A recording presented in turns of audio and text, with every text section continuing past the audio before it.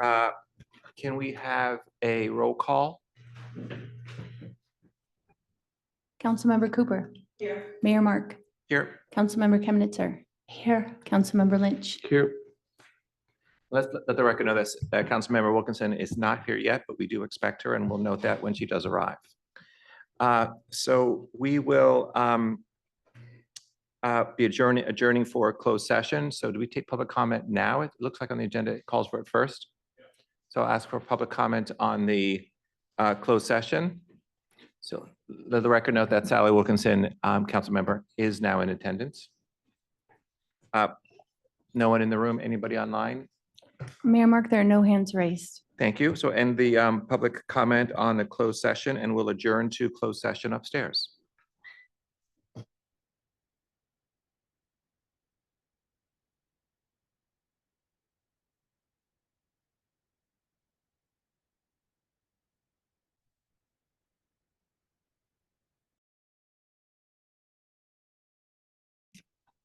We are returning from a closed session, and there's nothing to report of from that meeting. I don't believe we need to go through the roll call again. Nope. So moving on to item 7, reports and presentations. We'll move right to the city council report. Any city council members with a report? I know Commissioner Lynch did have one. I did. Thank you, Mayor Mark. I did have one very briefly, just on behalf of the Richardson Bay Regional Agency.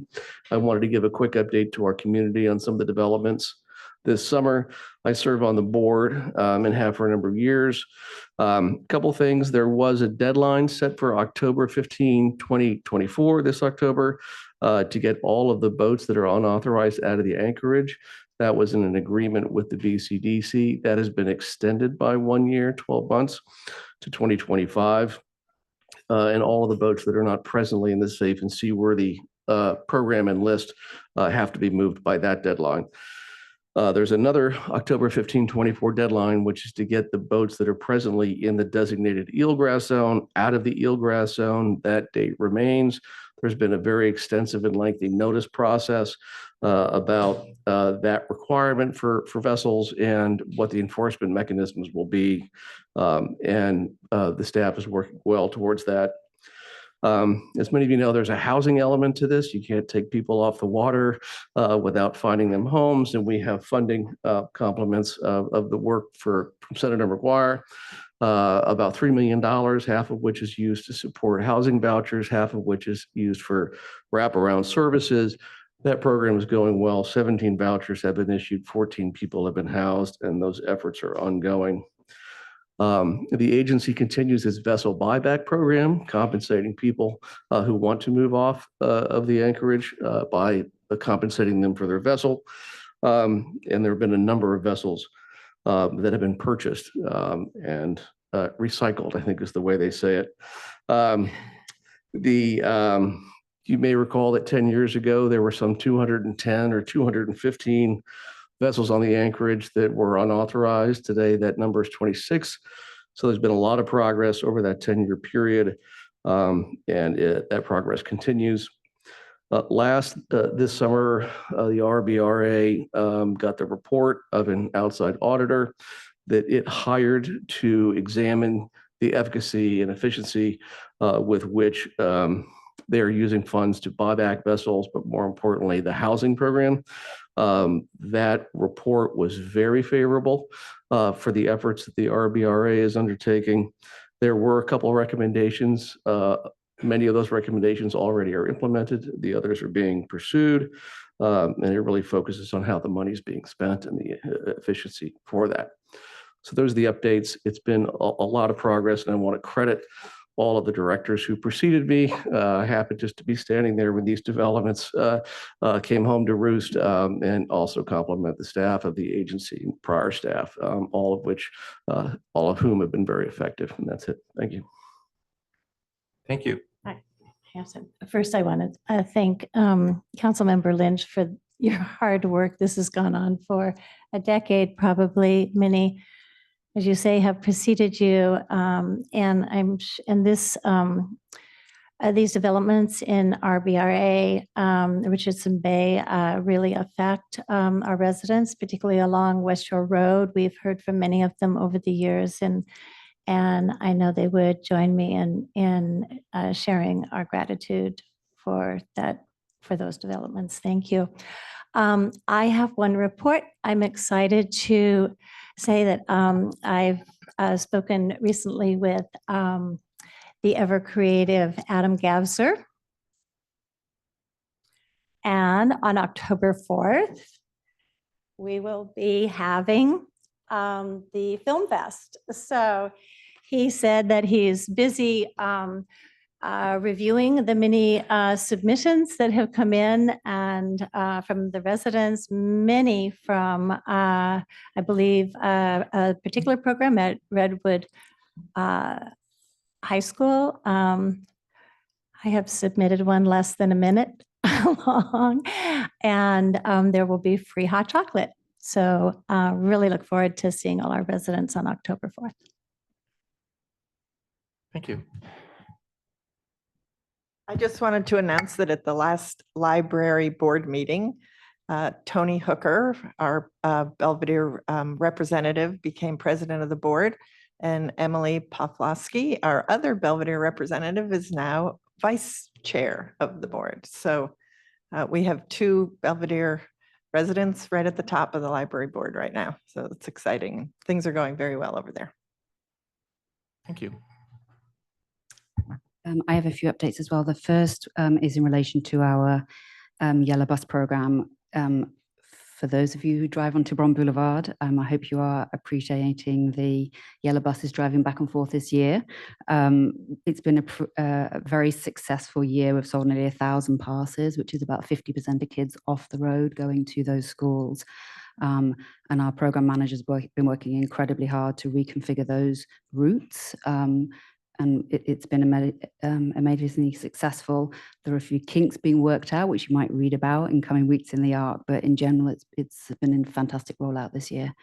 Along the lines of traffic, Bob McCaskill and I had participated for the first time with representatives from Tiburon in relation to their traffic study with Parisi, just giving some initial ideas around what needed to be studied in relation to traffic on Tiburon Boulevard. And so there were lots of ideas around housing element, emergency preparedness, bike lanes, and so forth. And so they're really looking at a lot of different ways to solve the traffic problem, short term and medium term. And there'll be a number of steps from here. And I believe there will be at least one public meeting, which will certainly advertise so that residents of Belvedere can participate in that.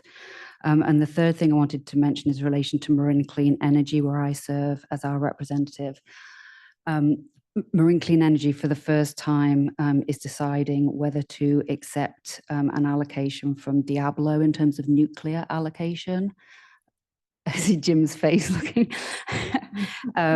It really isn't that much of a shift because we're already paying for that energy, and that energy is already in the system. So regardless of people's views on being pro or anti-nuclear, it's just something that helps Marin Clean Energy to keep costs down and achieve their greenhouse gas free targets. But that decision is going to the board at the next meeting. So if anybody has strong opinions on that, then they should certainly attend that and express those opinions. Thank you. Thank you. Now ask for our, I'm sorry, any public comment on the city council reports? Seeing none here. We have Mr. Rothman. Thank you. Hi, Bill.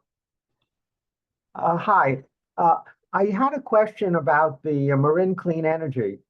When we get from Marin Clean Energy every year or twice a year a breakdown of the sources of the energy that they pay for and that we use. I don't have it in front of me because I didn't know the report was going to be given, but I have a recollection that it has nothing from nuclear. Could that be clarified? Because that was always, I thought, a big advertising, a positive feature of obtaining our power as individuals from Marin Clean Energy? Thank you. If you'd like to answer him, sure. Sure.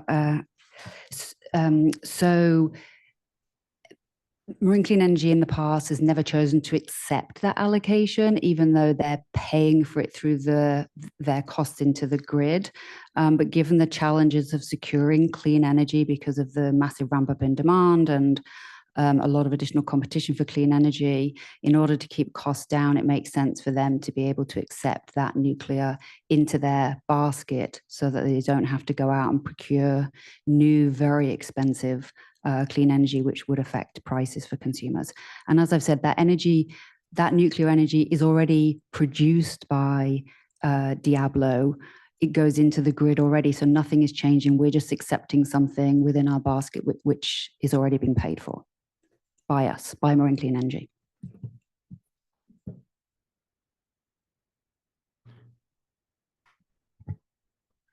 But are they delivering it to consumers if they're not listing it?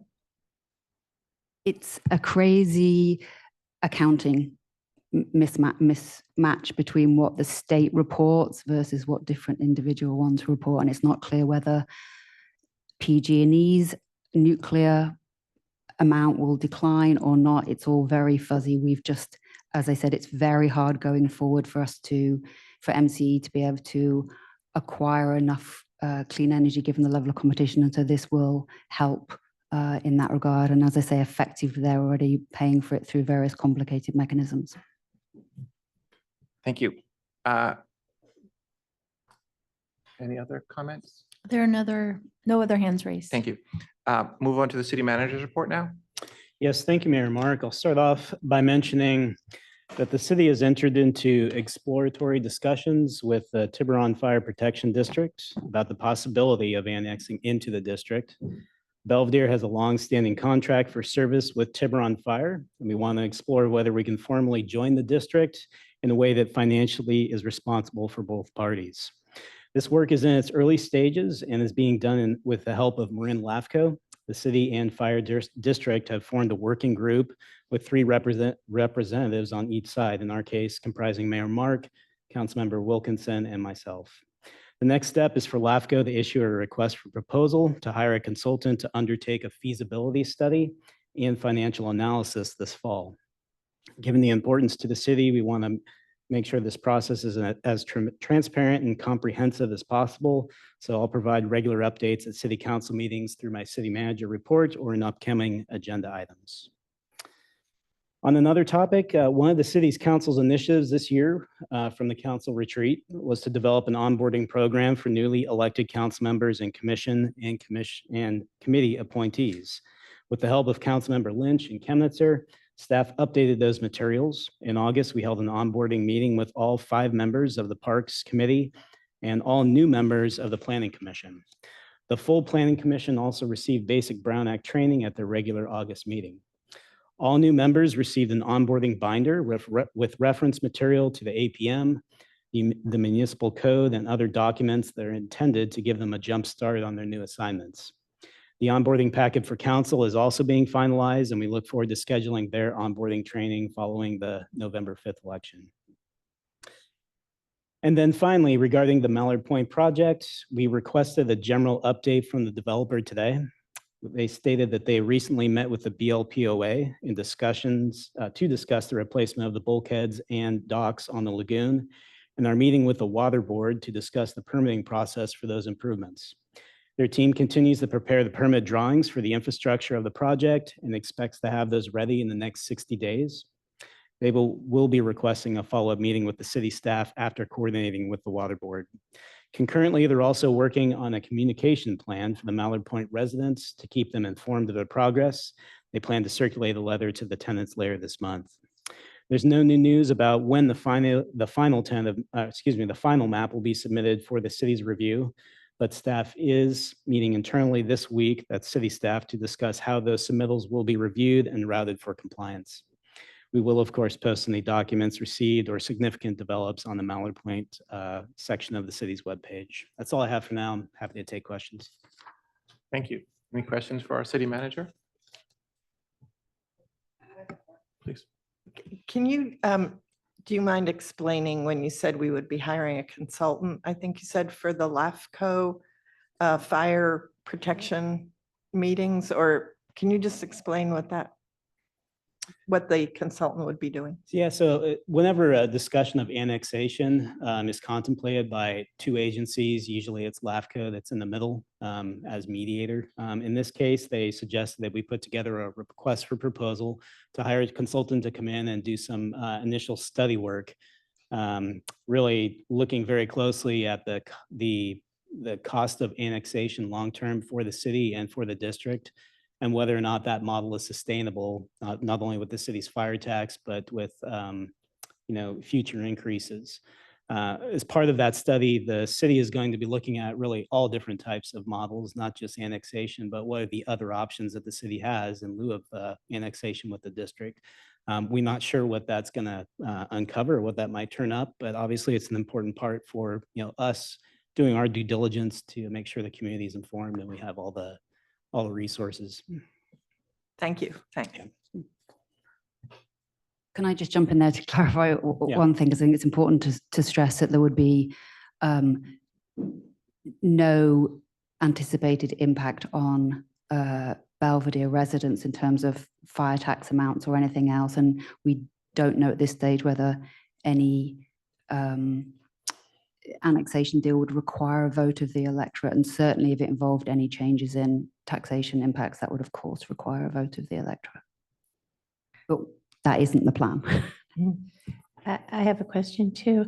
Councilmember Wilkinson, do you mean in terms of impact for increase in fees? Will the consultants be inquiring whether different options might involve a reduction in fees?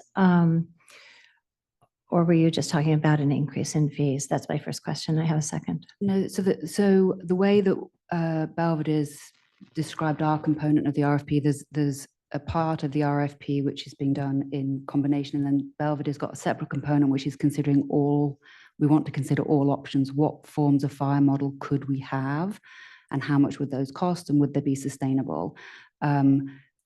We of course want to find the most efficient model for Belvedere.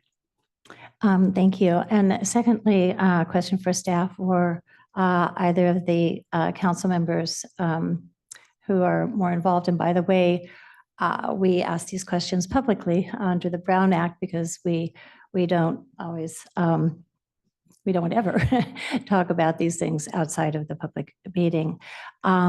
With regard to the RFP and the instructions to this consultant, will we be asking them not just about costs, but about levels of governance with respect to each option, namely representation on a board or other form of participation in the decision-making process? Yes, that will all come into the equation. Thank you. Yeah, along with levels of service too. Are we going to receive the same level of service that we currently have under different models? And does this include fire and medical? Yes. Thank you.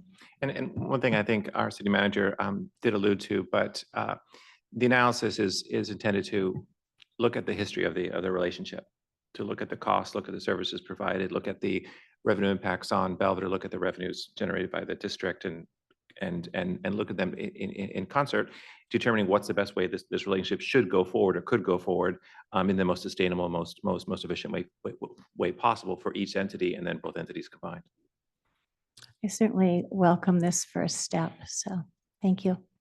Because I would just add on to that, the Finance Committee's been looking at this problem for a while now, not just because the fire tax increases don't keep up with the cost of the contract increases, but it's also we pay a portion of expenses which can be volatile. And so it's very hard, and we don't necessarily know that on a trend basis that the fire district tries to smooth for us. And so that really can impact our budget year to year, which isn't efficient either.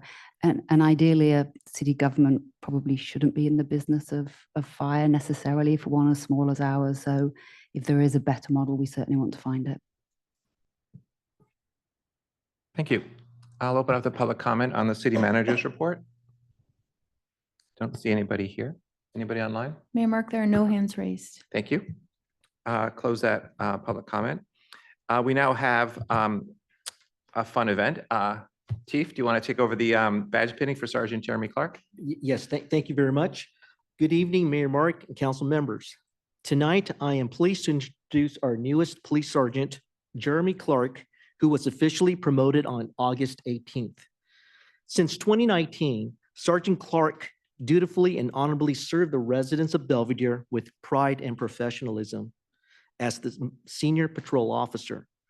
In his new role, he will continue to do so, but with the added responsibility of mentoring and supervising officers, serving as a watch commander and tackling administrative responsibilities.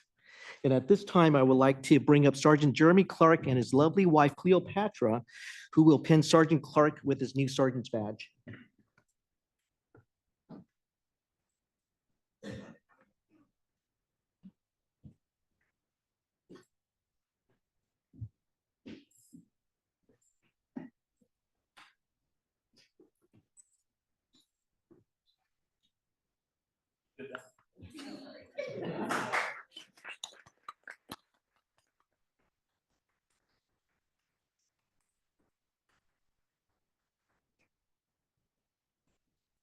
Thank you and congratulations, Sergeant. Any public comment on the pinning ceremony? Seeing none. Anybody online? Mayor Mark, there are no hands raised. Thank you. Congratulations once again. Moving on to the consent calendar. We have a consent calendar that items that the city council considers routine. Council members have the opportunity to ask questions or remove it from consideration, and we would discuss it. Are there any questions on items on the consent calendar? I would like to move, pull item 8C, please. 8C, okay. And I had questions on 8D. We can ask the questions, and if they're answered expediently, we can leave it on consent, I believe, correct? They would need to be very, very brief. The intent of severing an item is that we want to have any substantive discussion at all. Your call, would you like to remove it for discussion? I think it's only 2 questions, but I don't know if someone else, I don't know if it would lead to a discussion or not. Yeah, It possibly could, but I don't know. Okay, why don't, to be safe, why don't we remove it and ask the questions? Then can I ask for motion for 8A, B, and E? So moved. Thank you. Favor? Aye. We'll move on to 8C, motion to approve resolution authorizing city manager to delegate determinations regarding employee disability retirement and to the Director of Administrative Services. Councilmember Kiminster, if you have questions. Council? yeah, my apologies. I don't believe we took public comment on any of the consent items. So before we move it, any public comment on A, B, and E of item 8? There are no hands raised. Thank you. Should I do the motion again? That's all right. Okay, thank you. So questions regarding 8C. Yes, and my questions really are of staff. I had some concerns about this, and it's probably just because I don't understand it entirely. It seems that we are asking to change a fairly significant policy that has been in place for almost 30 years. So in my mind, I want to see it drawn as narrowly as possible or as narrowly as is necessary with the utmost clarity. And so I had some questions that perhaps my fellow council members didn't have, and clarification could help.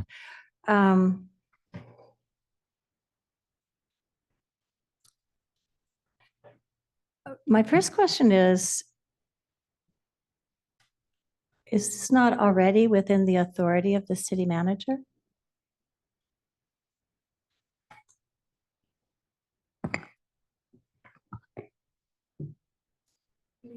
Councilmember Kimnitzer.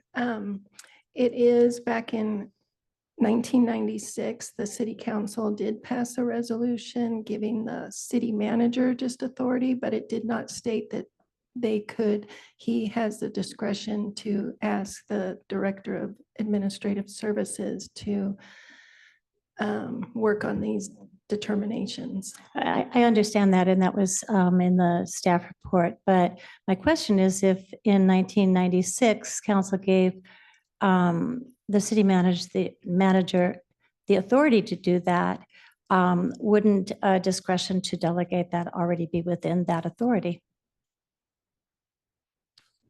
For the purposes of CalPERS, I think is the distinction there.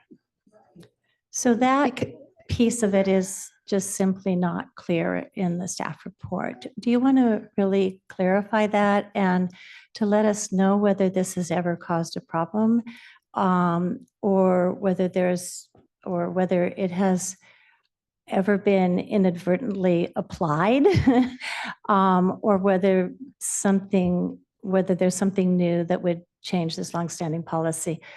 The reason I ask is that it seems to me, and I defer to council, that delegating this kind of authority to make the determination, or specifically as is drafted in the resolution, and that could be the problem, to assist in the process of making and certifying industrial disability retirement and initiating requests for reinstatement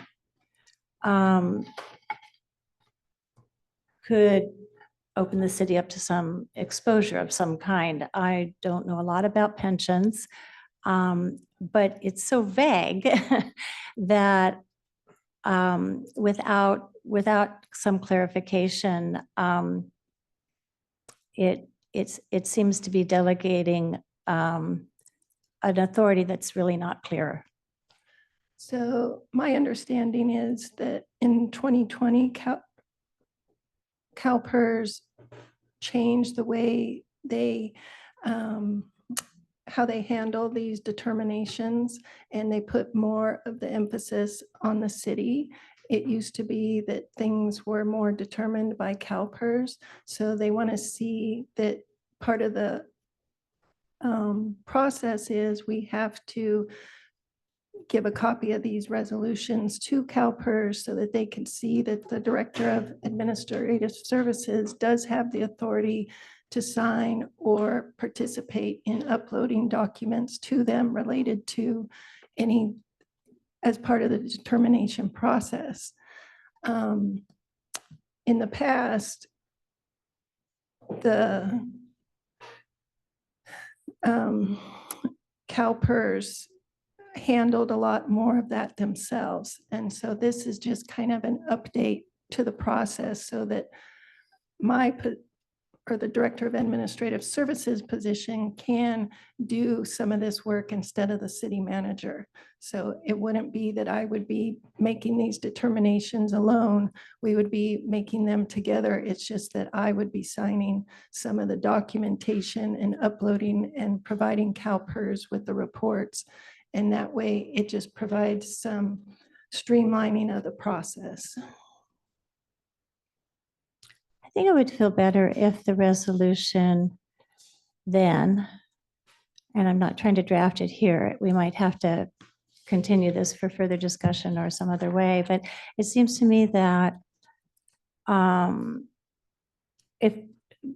unless I misunderstand, if I understand what you just said, that the resolution could be drafted more narrowly to say that you could certify them in consultation with the city manager or something like that, if I understood what you just said, which is not quite what we have here. This is much, much broader.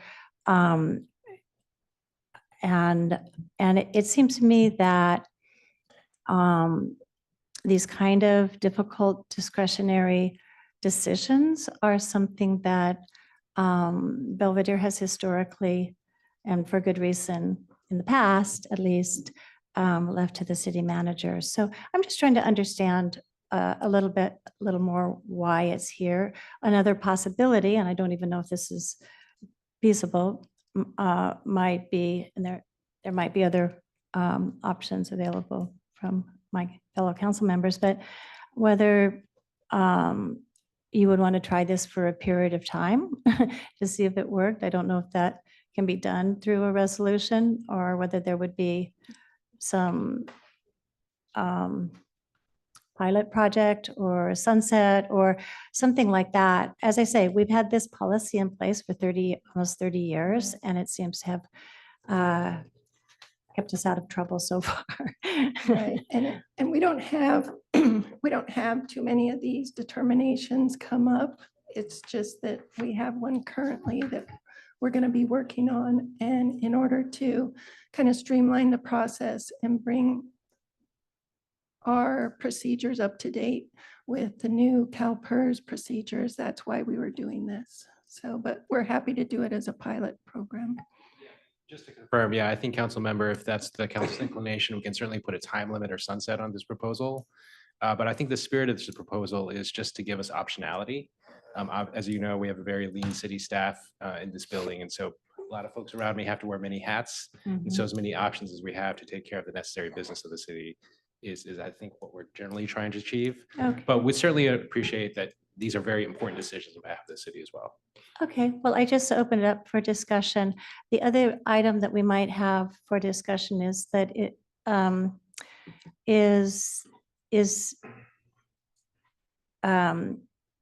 certainly if it's a pilot project, it wouldn't matter. We could change it, we could amend it, but I believe let me preface this by saying, I think right now we have an absolutely outstanding staff, any one of whom is capable of making these very difficult discretionary decisions. So I'm just thinking about whether we would have the same staff in 25 years or 30 years or in the future. So, if I recall, we have changed the title of, we have introduced our administrative director in the last year or so. So if this, or 2 years, but within my tenure, which is long. And so we want to make sure that we don't tether something as important as this to a title that could easily change. So anyway, I open it up for discussion, and maybe I'm the only one that has these questions, but I'd like to hear what my fellow council members have to say. Yeah, when I read this, I came to a similar conclusion, and I would note, I'm likewise not suggesting we necessarily edit it now, but just drawing attention that in paragraph 6 of the resolution, I think it appropriately and clearly identifies the authority to assist the city manager. Then paragraph 7 and 8, it doesn't do that. Whereas I think that would solve the problem that Councilmember Kimitzer is talking about, where it's not direct authority, but it's authority to assist which I would think for any outside agency would give you the authority to discuss, upload, do what you need to do, but only in consultation with the city manager do you ultimately have the authority to approve or to finally authorize.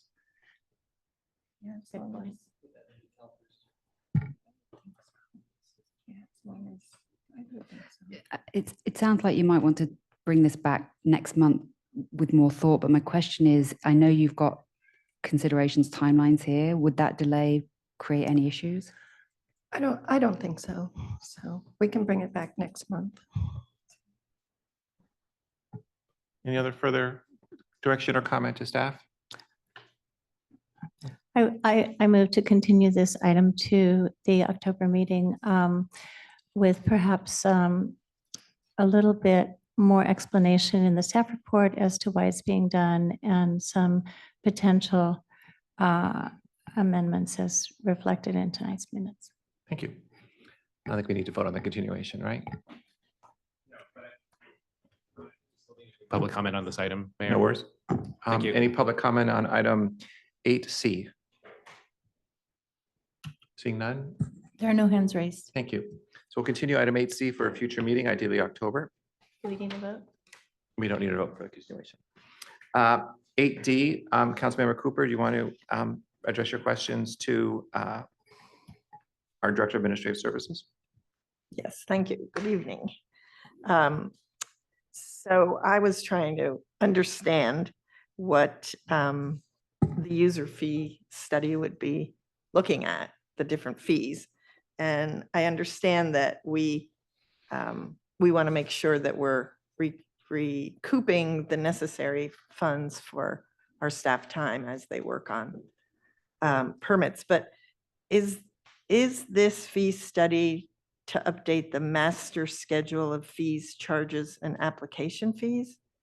Yes, As the whole, that entire list? yes, that's correct. And are we adding other things onto that other than that list? Are there any other fees that aren't on that list?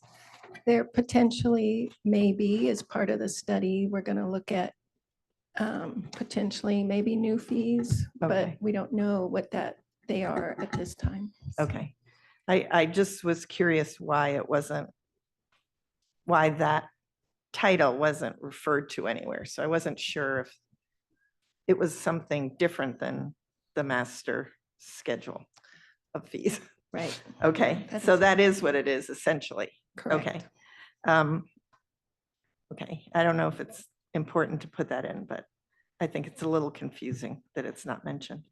The other question I have is, I don't know what a CIP is. And so under finding, it says a robust cost allocation plan is essential for a user fee study along with the development of internal hourly rates, including CIP billing rates. Construction in progress. Oh, construction in progress. Okay, It's basically capital projects. okay, capital projects. Okay. Can I just request that we try not to just use Sorry, acronyms yes, without, sorry, without yes. spelling it out? Normally, get- I know you do, and I'm sure this is like just so basic for you. So Yeah. sorry that I didn't know what it was. No, I you're was correct. Okay, thank you.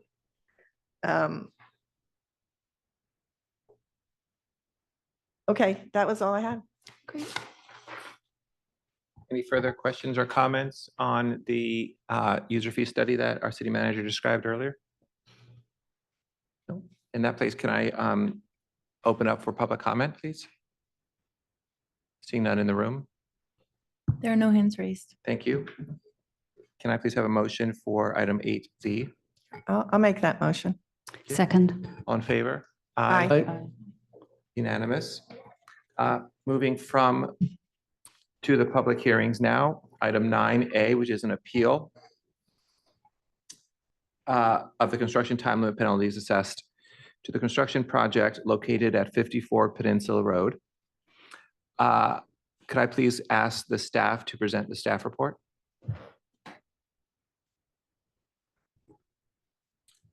All right, good evening, Mayor and Mark, fellow council members. Before you tonight is a CTL penalty appeal for the recent construction project at 54 Peninsula Road. The project originally consisted of a somewhat smaller residential remodel for Belvedere that included the master suite, kitchen, and other minor upgrades throughout the house. Based on this original project valuation of $213,640, the project was given a 12-month CTL timeline at the time of permit issuance.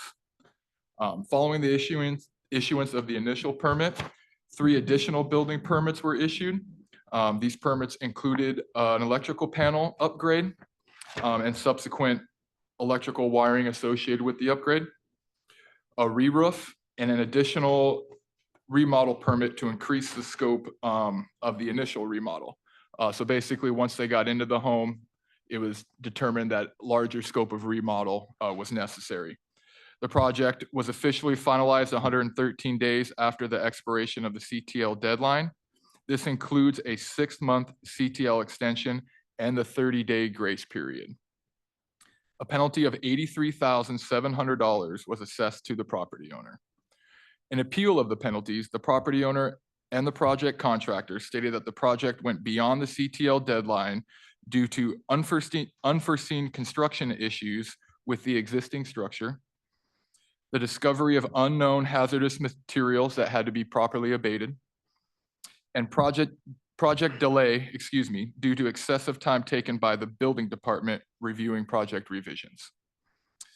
The contractor and the owner requested that the penalties be removed in full for those reasons. While the CTL Penalty Appeals Committee could not make the findings per the applicable code to recommend full relief of the fines, the committee can make the findings that the project was partially delayed while awaiting a response from the building department while a revision was being reviewed. This relief totals 28 days with a fine total of $25,200. Staff recommends the reduction of the assessment of penalties in the amount equivalent to 28 days and impose a total penalty of $58,500. Staff is open for questions. And one caveat, I would like to bring up a typo on the resolution. On the very first paragraph in the resolution, staff has stated that the address is 54 Eucalyptus. That is a remnant from an old resolution. The correct address is 54 Peninsula, and the adjustment has already been made in the resolution. Thank you. Do we have any questions? Excuse me, I'm Sorry sorry, about Mayor. that. Andrew would also like me to we will add the $58,500 in the resolution for the total amount as well. Should it be approved? Thank you. Do you have any questions for our building director? I can start off with one.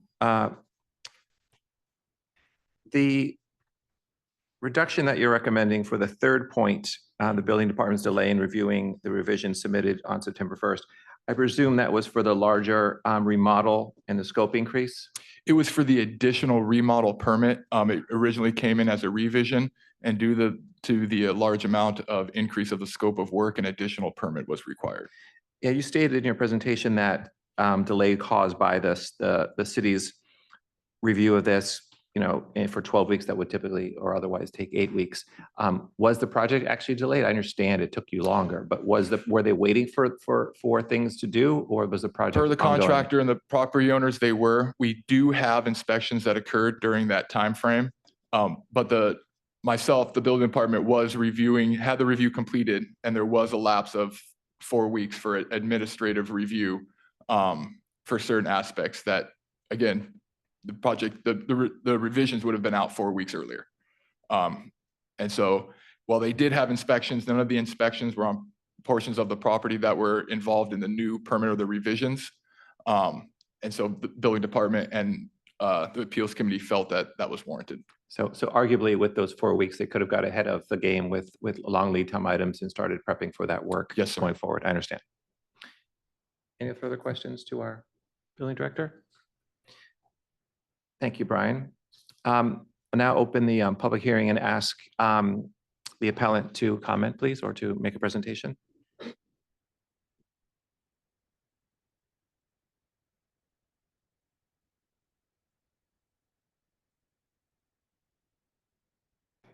Okay.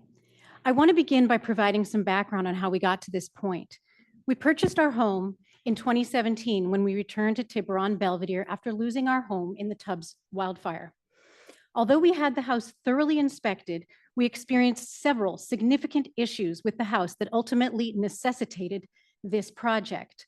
First, a defect in a brand new dishwasher caused extensive water damage. Second, an uncapped sewer line in the wall of a closet caused significant damage and required us to move out during the remediation process. Third, leaking skylights and roof caused extensive damage, including black mold throughout the house. And again, we had to move out during the remediation process. Our family of 4 continued to live in the house for more than 2 years with missing walls, ceilings, flooring, cabinets, and only one fully functioning bathroom. We decided not to tear the house down and build a new one. Although we had plans for a very extensive exterior and interior remodel, we decided, aside from the roof and skylight work, to limit our project to an interior remodel that did not require design review approval. Our renovation was one of necessity, not choice. We were not creating our dream home, but rather trying to make the house habitable as soon as possible. Staff report. I'm going to use my allotted time this evening to discuss the staff report. Although some important facts set forth in the staff report are not in line with our understanding, as my husband expressed in the CTL appeal meeting on July 9th, we appreciate Mr. Van Saan's efforts to work with us throughout this process. I'd like to address the two primary assertions made in the staff report. Number one, that we expanded the scope of the project, which caused significant revisions. Number two, that we should have known about the unforeseen construction issues. The facts will show that aside from addressing the unforeseen construction issues, we did not expand the scope, and the revisions were predominantly to address those issues. The facts will also show that it was not reasonable for us to know of the unforeseen construction issues. Our project exceeded the CTL deadline because of unforeseen construction issues that necessitated revisions, and approval of those revisions took too long. But for the delays in approving these revisions, we would have closed the permit by CTL deadline. Expanded scope. The staff report states the project grew into a complete remodel of the entire structure, and the revisions submitted were significant and required additional building permits. There were 4 permits: a permit for an electrical panel upgrade, a permit for the roof, and 2 permits for the interior remodel. There were 3 revisions and 2 permits for the interior remodel. Revision 1 was in response to plan check comments from the building department before the first permit was issued. Revision 2 included the following items that were requested: installing kitchen cabinets and removing an island, replacing a skylight and adding skylight in the kitchen, centering an existing wood-burning stove with an existing ceiling beam, dividing a bedroom into 2 rooms which historically had a divider, and removing the 2 skylights in that room, removing the lava rock wall from the atrium.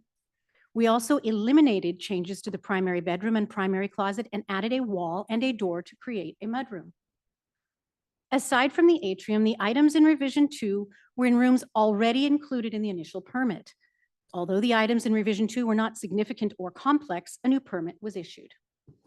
Revision 3 included the following unforeseen construction issues that could not be ignored: electrical, missing and buried junction boxes, live electrical cans buried in ceiling, shower tile glued to T111 exterior siding, had to remove bathroom not in the scope of the project, which led to removal of flooring not otherwise to be removed, and the discovery of asbestos, mold, termite damage, and a failed window. Extremely unsafe framing in the living room with 18-foot vaulted ceiling. Fireplace structure was unsound. Drainage pipes, which triggered a new HVAC system because we had to abandon the radiant system. Except for the bathroom-related issues, the unforeseen construction items in revision 3 were in rooms included in the existing scope. Aside from addressing the unforeseen construction issues which could not be ignored, we did not expand the scope. Unforeseen construction issues. The staff report asserts that we should have conducted due diligence before pulling permits. It also states that we knew of sewer issues, roof leaks, and/or water intrusion, and that we had the hardwood floors tested for hazardous materials before starting the project. It is our understanding that we did not ask for additional time or suggest the delay was because of issues that we knew of before the start of the project. Regarding the sewer issues, we capped the uncapped sewer line in the wall, remediated the affected areas, and replaced the sewer line into the house. Regarding the skylight roof leaks, we had the skylights and roof sealed, remediated the affected areas, including mold remediation. Regarding the hardwood floors, we did not test the hardwood floors for hazardous materials before starting this project. Air and surface tests for mold and asbestos were done for one of the remediations. It is our understanding that the glue used on the hardwood floor was not tested until the hardwood flooring was removed for this project, and that the previous tests would not have detected asbestos in glue beneath hardwood flooring. Any mold and asbestos identified before the start of the project was remediated. Absent tearing out flooring, the shower, walls, and ceilings before obtaining the permit, we had no reasonable way to know of these unforeseen issues. Building department delays. The staff report states that we are appealing the CTL because of the delay in approving revision 3. There were significant delays in approving both revision 2 and revision 3, and our June 24, 2024 letter requesting this appeal was not limited to the delay in approving revision 3. Although, as explained earlier, the items in revision 2 were not significant or complex, it took 81 days, nearly 3 months, for approval. As a result of these unforeseen construction issues, we requested and appreciated the 6-month extension, but because of a misunderstanding by the building department, we understand that the city attorney was asked to revoke our 6-month extension. Although the 6-month extension was not revoked, the involvement of the city attorney, as well as the many unreturned phone calls and emails regarding the status of revision 3, contributed to the 94-day delay, more than half of the 6-month extension. The staff report states that a typical review period is approximately 8 weeks. However, the City of Belvedere Planning and Building How-To Guide states that for a building permit that does not require design review, an initial plan review for a large project is usually issued within plus or minus 30 days. Revisions 2 and 3 were not initial plan checks, were not large, and should not have taken any longer than 30 days. In total, 175 days, almost 6 months of our permit period was waiting for approval of these 2 revisions. We exceeded the CTL by 113 days, nearly 4 months. In conclusion, we made every effort to comply with the CTL deadline, including limiting the project to items that had to be completed to close the permit. For instance, with the guidance of the building department, we held off on doing the following: installing the hardwood flooring, trim, and some cabinets, many of the interior doors, completing painting, finishing the atrium. We installed temporary countertops and faucets and took other measures to close the permit as soon as possible. Aside from addressing the unforeseen construction issues, we did not expand the scope, and the revisions were mostly to address those issues. Our revisions were by necessity, not choice. It was not reasonable for us to know of the unforeseen construction issues, and we should not have been expected to demolish the affected areas before seeking a permit.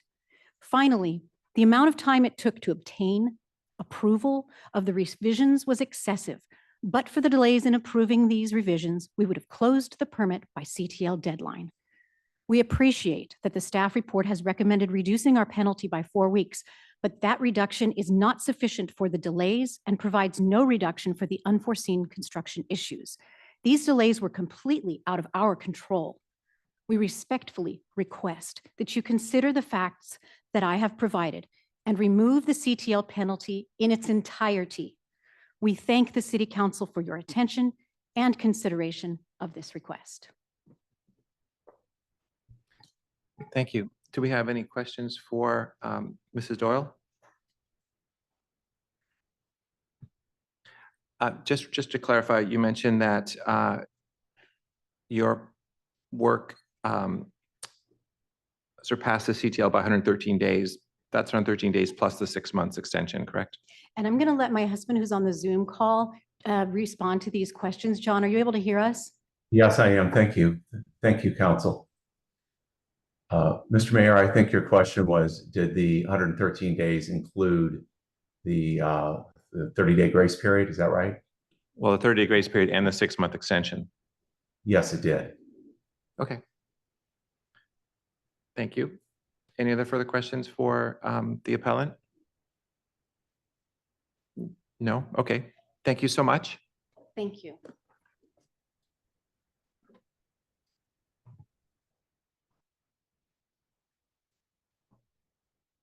Further for the public hearing, any other further comments or presentations?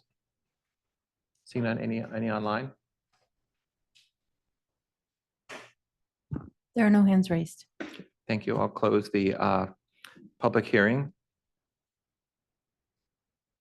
I bring it back to City Council for further questions to staff or any comments or discussion.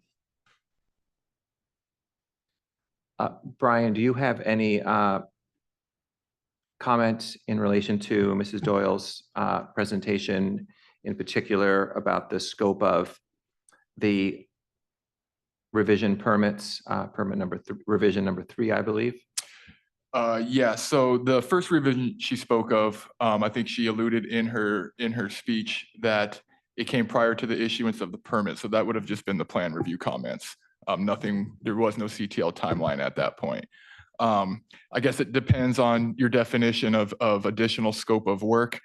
It warranted an additional permit. The kitchen was relocated. It wasn't just new cabinets, things like that. It moved from one location in the house to another location in the house, as well as additional scopes of work. Just because you're working on one portion of the electrical system by code and by law does not mean you have a carte blanche to work on the entire system. It has to be permitted. If there's problems in one area, it's safe to assume there's problems in another area because the same electrician wired the entire home. But if you move to a new section, say if you want to redo a bathroom and have a permit to redo the master bathroom, you do not have permission to redo the electrical or anything throughout the rest of the house. So an additional permit or a revision to the scope of work would be required, which is an increase to the scope of work. For the revisions, the review, we did a review on the first revision that the building department would define as revision. That took an initial plan check, I think, of about 5 weeks. We then contacted the contractor, stated that an additional permit was required. They needed to apply, submit an application for the permit. Additionally, I believe some additional information was requested, such as new Title 24 calculations, because they've increased the work to the entire home. So those had to get produced. Those were submitted to the building department, but obviously it takes time to get those done. They were then reviewed and then approved as part of that new permit. Where the 4 weeks comes in was with the, I guess we'll call the second revision, one that did not warrant a new building permit. But at the CTL extension meeting, the contractor was specifically asked if another revision was going to come in or if an additional scope of work was going to be done under the 6-month extension. The contractor stated no. However, there was a misunderstanding between the CTL,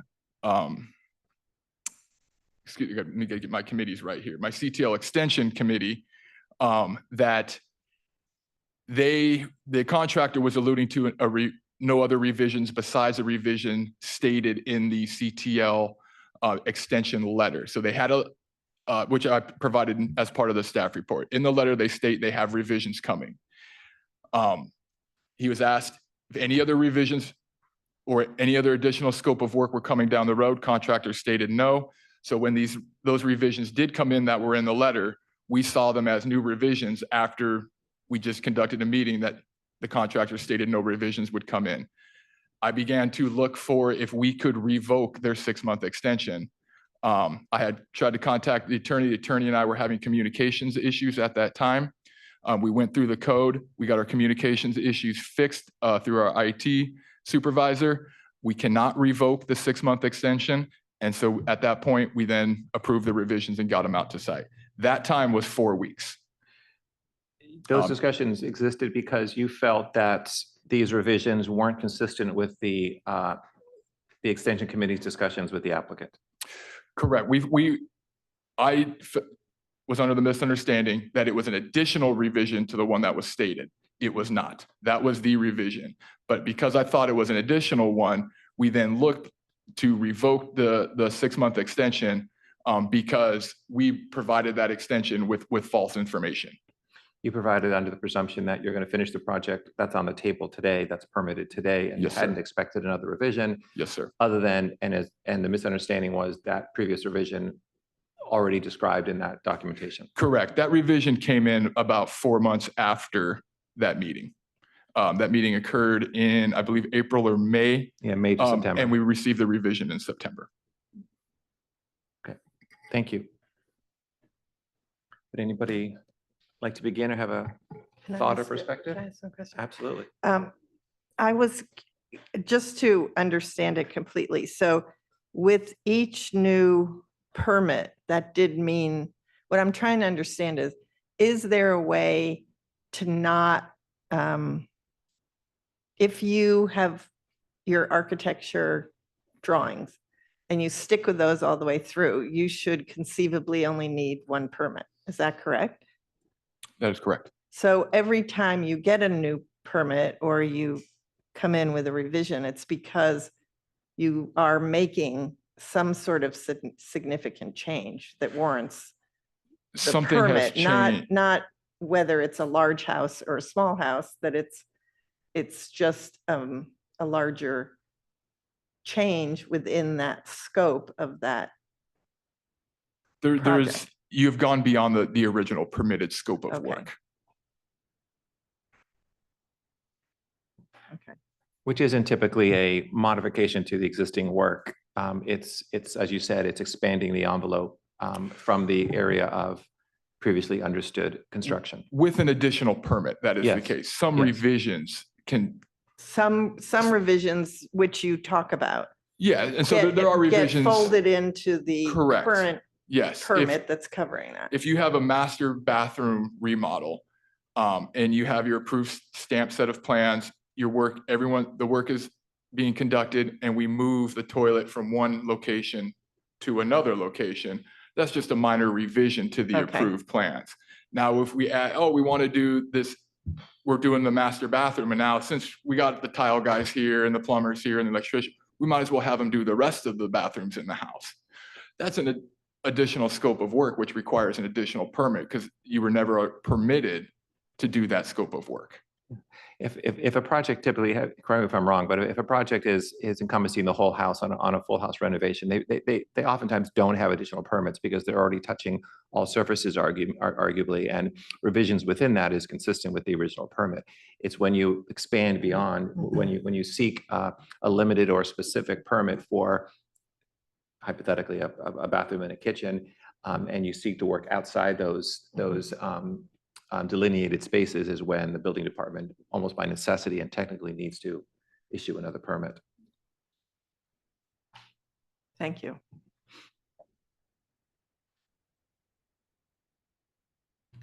Would anybody like to begin?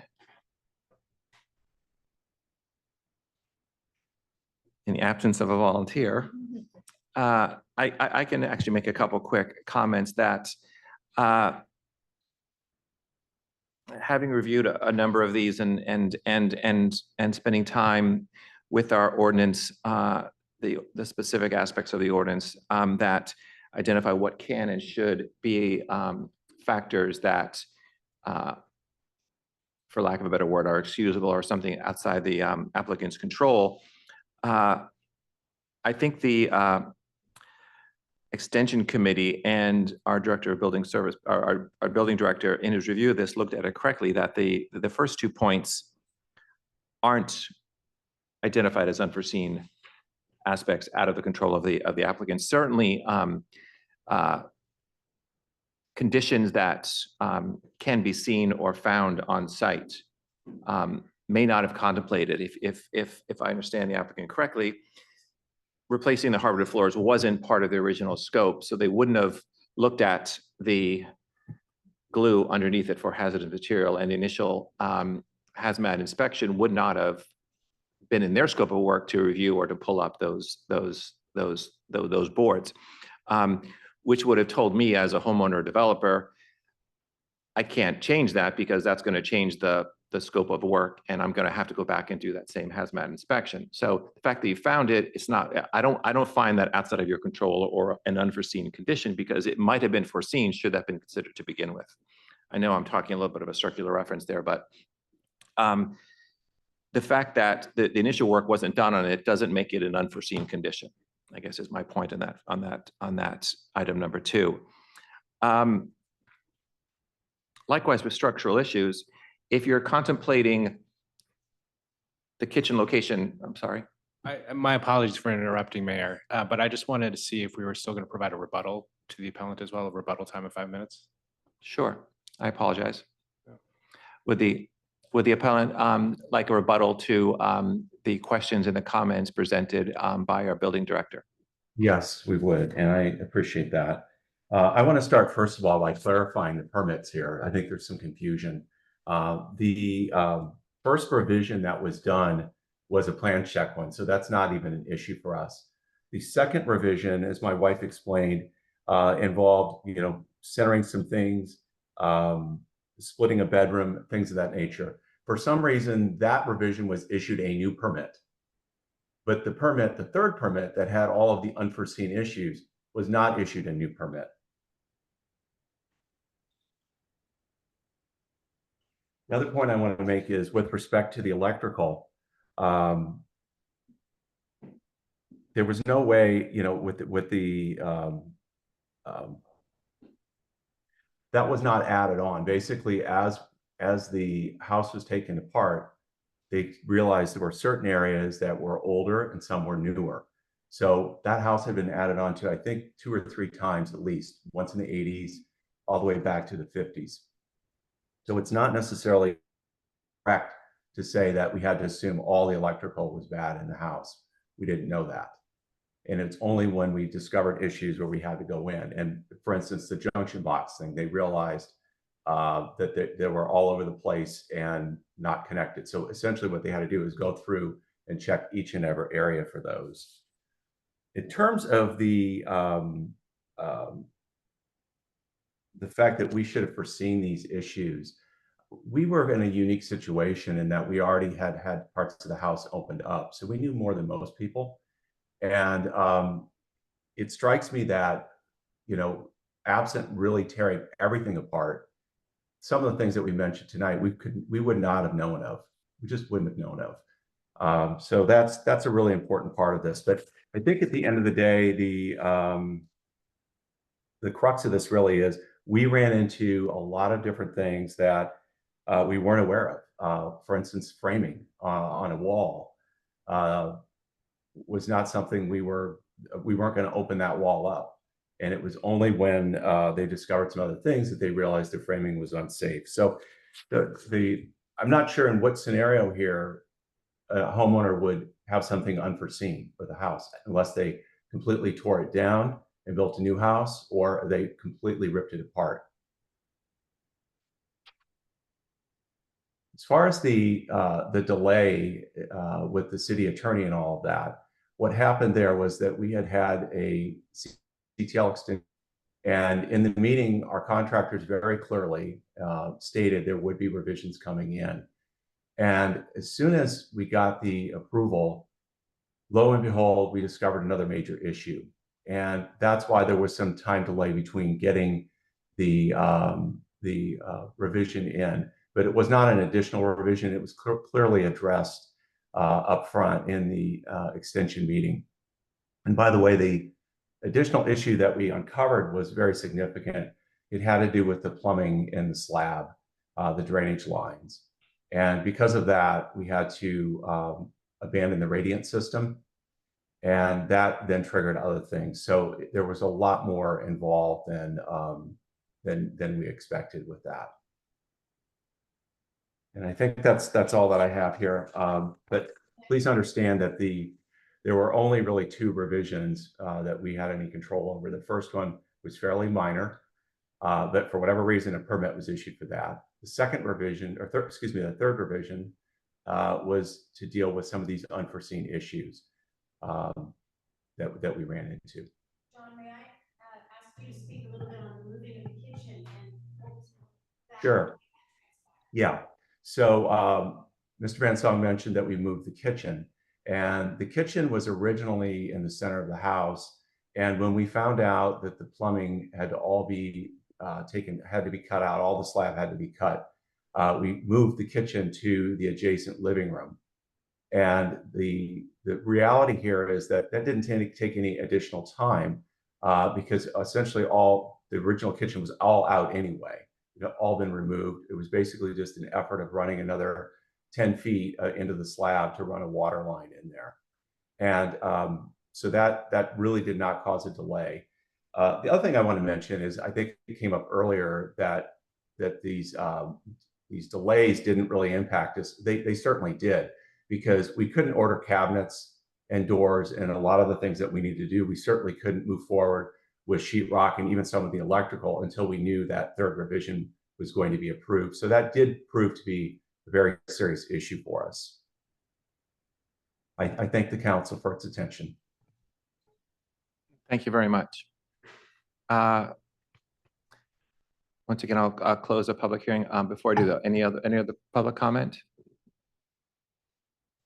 Seeing none here in the room. There are no hands raised. Thank you.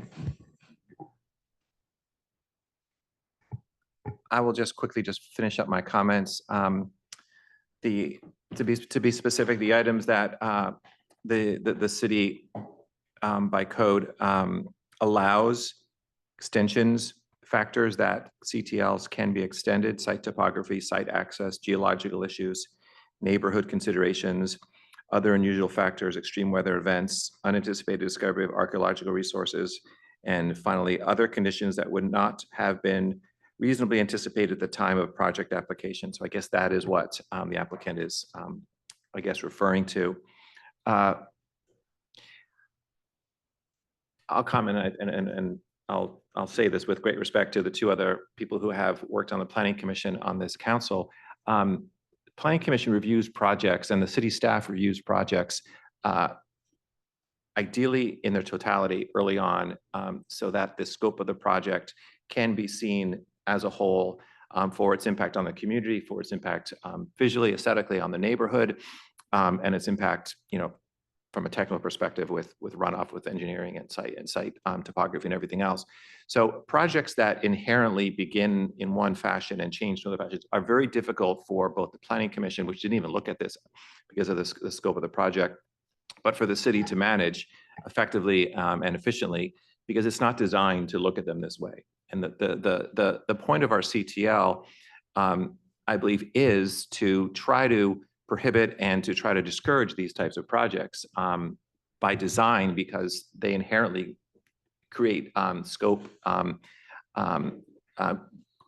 change in scope, which is difficult for the city to manage. The city is not designed with our limited staff to, once a permit is approved, to get back into the plan check, get back into the plan processing orientation. So I can understand the delays here, and I empathize for the property owner, but I don't see those first two factors being something that I would consider unusual and outside of the responsibilities of the homeowner to address for a project of this scale. Those are my comments, and I'm certainly open to other considerations and thoughts. I'll go next. Thank you, Mayor Mark. I have a lot of sympathy for these homeowners. I live in an old house too. Every single thing we do takes longer and is more expensive than we anticipate. And so I really feel for you.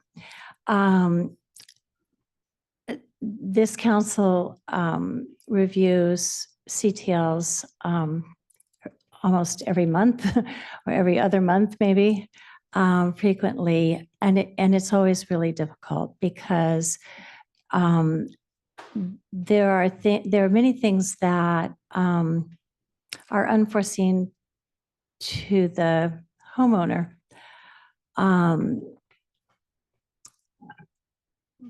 But not necessarily, I wouldn't say unforeseen to the contractor. And I really studied this very carefully a number of times, really thought interior, exterior, what's going on here? What are you suffering through? But the things that are reflected did not really seem to me to be necessarily unforeseen to the people working for you on the project. And so, although I have a tremendous amount of sympathy for these homeowners, we see this a lot in Belvedere because of the nature of the construction, certainly around the lagoon. I believe that our staff and ultimately we look at these with very specific factors in order to make a huge effort to apply the language of the code evenly and equitably to everybody. And in my view, after studying this, I believe that our staff did apply the code in the manner that it has been applied through my tenure here. I had the staff not given an extension or amended the original total in some fashion, I think I would be doing more arithmetic here, but it seems to me that staff acted in an appropriate manner. So I would unfortunately deny the appeal. I would like to also second what Councilmember Chemnitzer noted, and that these appeals are very difficult for all of us. We take it seriously and we try to be as fair as possible because everyone comes with their own personal thoughts, and yet we're forced to use a standard for each. We can't do it by individual person. We have to do the standard for the whole community. I think it's very difficult when, in one sense, I certainly appreciate the fact that you didn't tear the whole house down, because that's that can change all kinds of things in the neighborhood and isn't wonderful. So I really appreciate that you tried to work within the home that you purchased.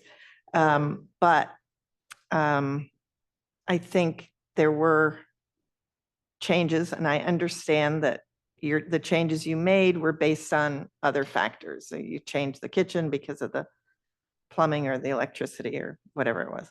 So, and I guess you saw that as an opportunity to move it. So I certainly understand all that.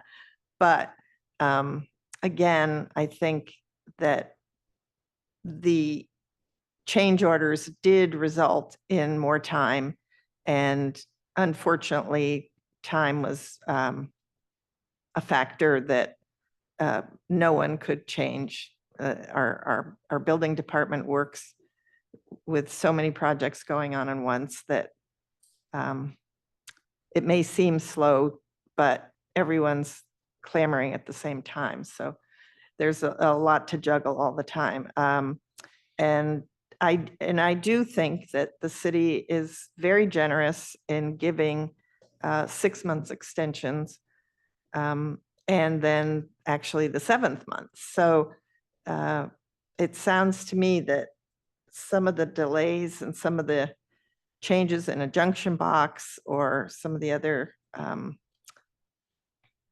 items that you mentioned conceivably could be done within that 7-month time.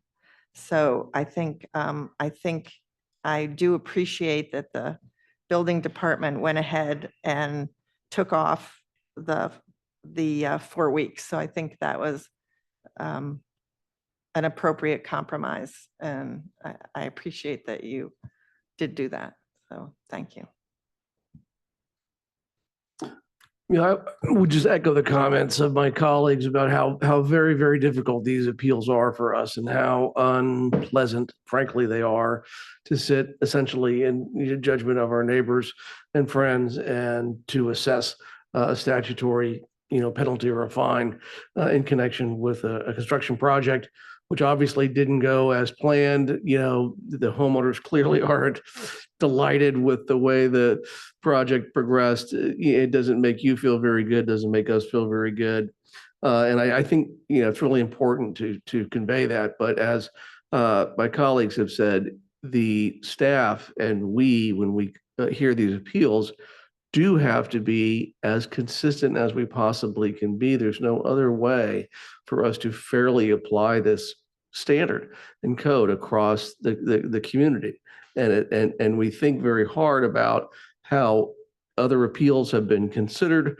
We look very closely at the factors. Do they meet the standard, the enumerated standards for exceptions and excuses, and which is not exhaustive, but as Mayor Mark said, he doesn't believe that these delays would fit within any of those standards or the ones that we normally apply and see.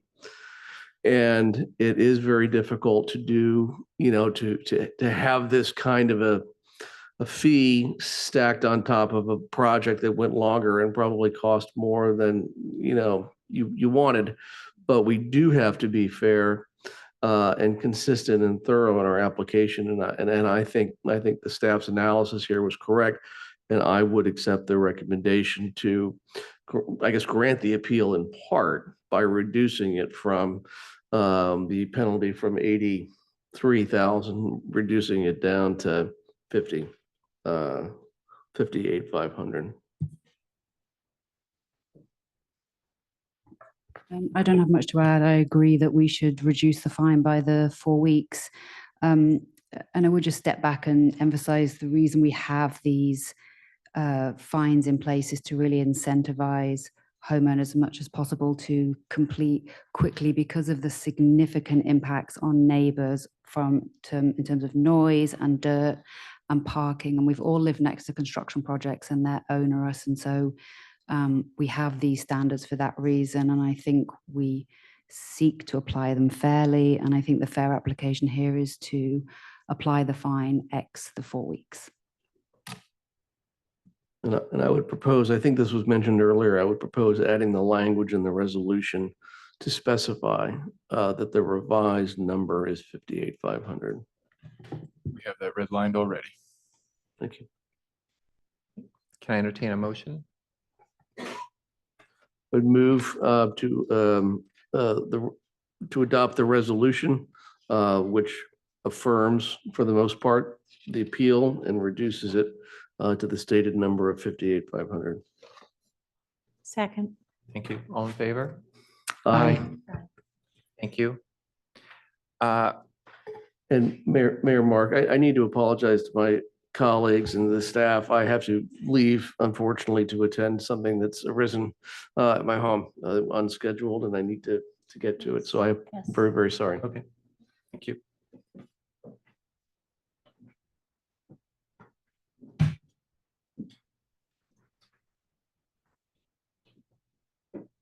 Excuse yourself as well. Thank you. Moving on to item 9B, introduction and first reading of an ordinance of the City of Belvedere amending Belvedere Municipal Code 328000. Thank you, Mayor Mark and council members. In your packet this evening is the first reading of a proposed updates to Belvedere Municipal Code, Section 3.28080. The Belvedere Municipal Code, Chapter 3.28, was enacted in 1980 as a voter initiative to establish the city's fire services tax. Section 3.28080 of this chapter initially established the parcel tax rates. However, it has not been updated to reflect the then current tax rates since fiscal year 16-17. The proposed amendments are only an administrative update to bring the rates in the ordinance current with the rates levied in fiscal year 24-25 in order to improve clarity and transparency.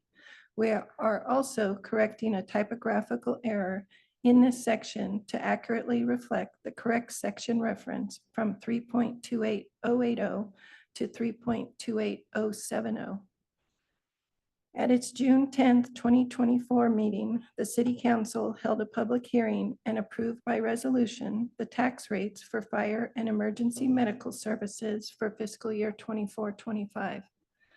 The flat fees per parcel for this fiscal year are $1,028.02 for residential dwelling units, $1,170.16 for commercial occupancies, and $205.82 for vacant parcels. Again, this is strictly an administrative update to this ordinance section, and the tax rates were included as part of the fiscal year 24-25 operating and capital budget. Therefore, there is no fiscal impact with this update. We will annually present an update of this ordinance section to the council as part of the June budget process to keep it current. We will bring this back to the council for a second reading at the October 14th meeting if approved tonight. And with that, I'd be happy to take any questions. Thank you. Any questions? I just have one comment. I just want to take, I know we're not changing anything tonight. We already discussed this, but since it's before us, I want to take the opportunity to say, I hope in coming years, we will consider this fire service tax on unimproved properties. So item number 3, to be equal to improved properties, because it's my opinion that any property without a structure or an unimproved parcel creates a fire risk to the community, and we need to, if there's an incendiary event on that property, it's absolutely essential that that our fire tax policy cover those in an equal manner.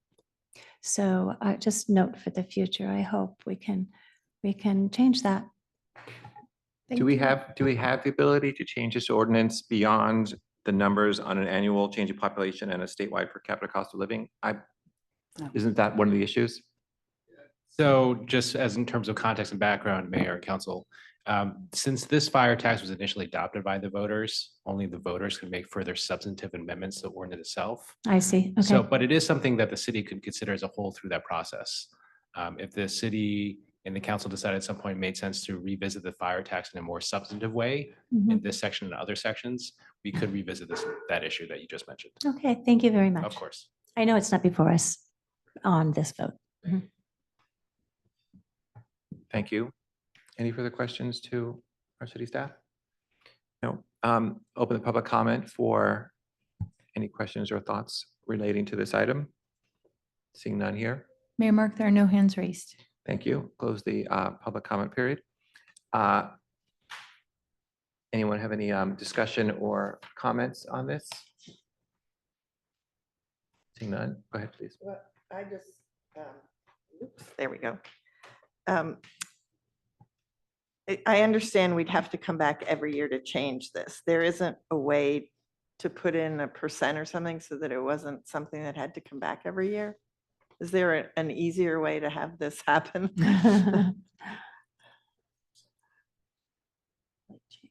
So the percentage. Rather change- than, rather than list each, Or even a formula or a any description. formula or something. Good question. Yeah, that would be the same as the city attorney mentioned, that any Oh.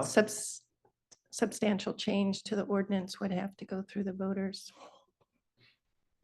And in theory, Well, I'm not changing the amounts. I'm saying rather than putting in $1,028.02, that whatever the increase equaled, that it would be. But you're saying it has to show what the amount is. Yeah, so unfortunately, none of us were here in 1980 putting together this ordinance in the first instance. It would have seemed better back at that Right. point to not have very precise dollar figures. But that is sort of the boat we find That's what we're ourselves trapped in. in. Okay. And it's just best to update it for transparency purposes. And you'll hopefully. bring this, when you bring back the fire tax amendment every year anyway, because we have to approve the increase in the fire tax. So this will just come as an attachment to that in the years going forward, presumably. Just be a companion item going forward. Yeah. thank you. Are you entertaining a motion? Yes, please. I move to approve the first reading of ordinance number 2024.04, a regular ordinance of the city of Belvedere amending section 3.828080. Second. Thank you. All in favor? Aye. Thank you. Item 9B. Nope, I'm sorry. No. 10A, discussion and possible action on a revocable license for private improvements in the public right of way for property at 4 West Shore Road.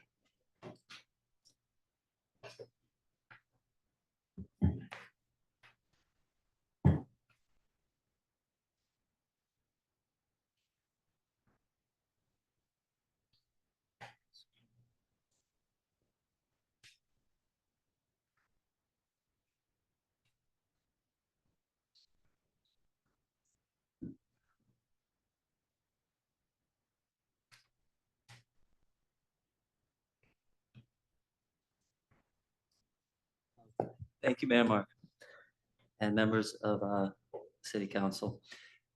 For your consideration this evening is an application for revocable license to allow existing improvements in the city right-of-way for the property at 4 West Shore Road. On August 20th, 2024, the Planning Commission granted design review and demolition approvals to construct a residential addition and remodel. Because the parcel does not have an existing revocable license, the Planning Commission required a revocable license for existing private improvements within the West Shore Road right-of-way. Improvements within the West Shore Road right-of-way include replacing the existing concrete driveway and entry walkway. The new concrete driveway and walkway would be pewter gray color and a light wash finish. The project would also replace existing landscaping and plant dwarf mandarin to 10 feet tall, 2 dwarf lemon trees to 6 feet tall, lavender, mint, little olives, and grasses along the West Shore Road right-of-way. Staff recommends that council approve the request for the revocable license as the proposed landscaping enhances the aesthetic appeal of the property frontage. Additionally, the driveway allows the homeowners to access their 2-car garage, thereby relieving parking and traffic congestion on West Shore Road. Thank you. I'm happy to answer any questions. Thank you. Aside from aesthetics, there's no material change in the existing conditions versus what they're proposing. None. Thank you. Any other further questions for our city staff? I'm always a little concerned. I walk a lot and I enjoy using sidewalks. So I'm concerned about the grasses and lavender where it's located because grasses grow and the lavender grows and they grow out and take up, width. And one of the things that we battle on the sidewalks is all the greenery growing into the sidewalk, requiring people to walk out into the street to get around them. So I have a question about that. And do you know where they're located? Will they be right next to the sidewalk, or would the homeowner be open to changing them into something that didn't spill out? They appear to be right next to the sidewalk. The landscape architect is here as well tonight. Okay. I can clarify. Oh, I can wait. Thanks. Okay, thank you. Why don't we open it up for the applicant to make a presentation? Potentially answer that question from Councilmember Cooper.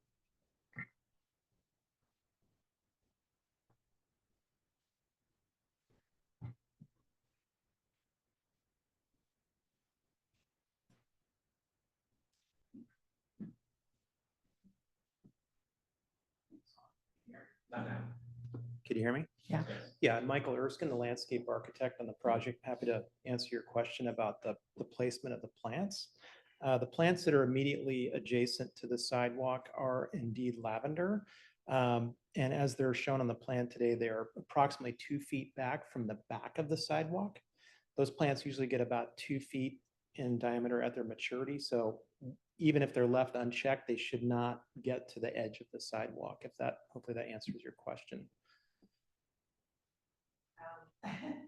I guess it does, but the problem is, as it does seem that we have many lavender plants that get bigger than what you're suggesting. So I don't know if it's a different kind of lavender or, is there a way that you can move it back a little further? We can, certainly. Okay. Yeah. And if there's a a particular distance you're looking for? Maybe you could tell me what that is and we can. I don't know anything about gardening Okay. or plants at all. Yeah. I'm just saying that as a walker, and I personally have a friend that I walk with a lot who's disabled.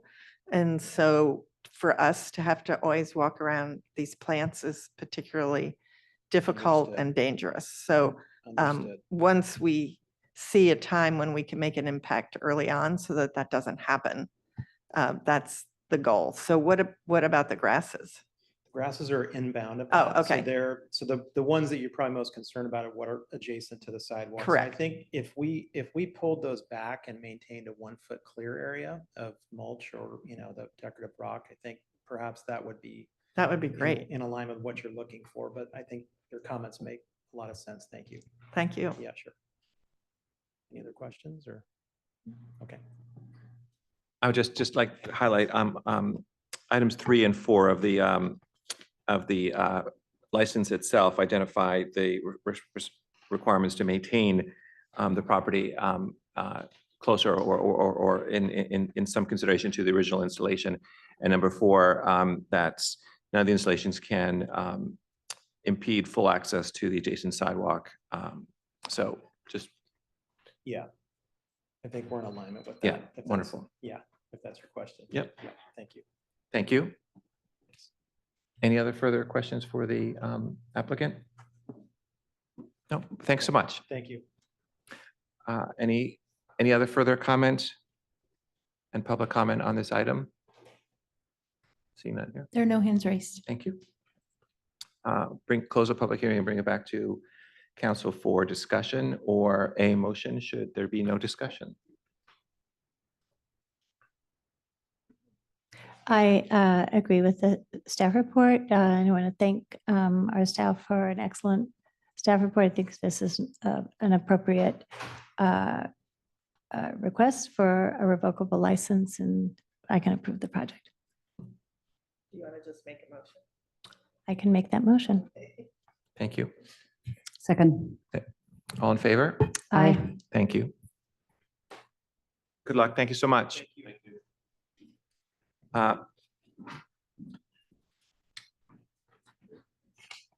10B, recommendation to approve and adopt, approve resolution and adopt an updated emergency operation plan. I'll turn this over to our city manager. Thank you, Mayor Mark and council members. Tonight, I'm here to present an update to the EOP for your approval. This plan outlines how the city will manage and coordinate emergency response in Belvedere and in partnership with the town of Tiburon. I'll start by pointing out that the plan is intended to be a framework for coordination between agencies and was primarily written to be a tool for staff rather than a community-facing guide. An up-to-date EOP is necessary to receive federal relief funding following a disaster, and it's recommended that agencies update their plans every 5 to 7 years. All that to say, there will be more opportunities to coordinate comprehensive reviews and revisions of this plan going forward. The EOP is written in a specific way that integrates standards that are found in the National Incident Management System, also referred to as NIMS, and the Standardized Emergency Management System, SEMS, which allows us to work effectively with state and federal agencies. It addresses key risks such as earthquakes, wildfires, and the impacts of climate change, including sea level rise. The updated plan also follows FEMA's whole community approach, ensuring that all residents, including those with special needs, are accounted for in our emergency planning. A key focus of this update is ensuring that our community is prepared. The plan acknowledges programs like Get Ready and the Block Captain program, which train residents to be self-sufficient in emergencies. We also encourage participation in Alert Marin and Nixle, our emergency notification systems, which are critical for keeping residents informed in real time. The plan also outlines a training matrix for all staff, including city council and block captains. Training ranges from familiarization of the roles of disaster workers and understanding of this plan, the EOP, and several local and federal training courses known as NIMS and ICS, Incident Command System, to ensure we have a base understanding of how to manage emergencies while working with our neighbors.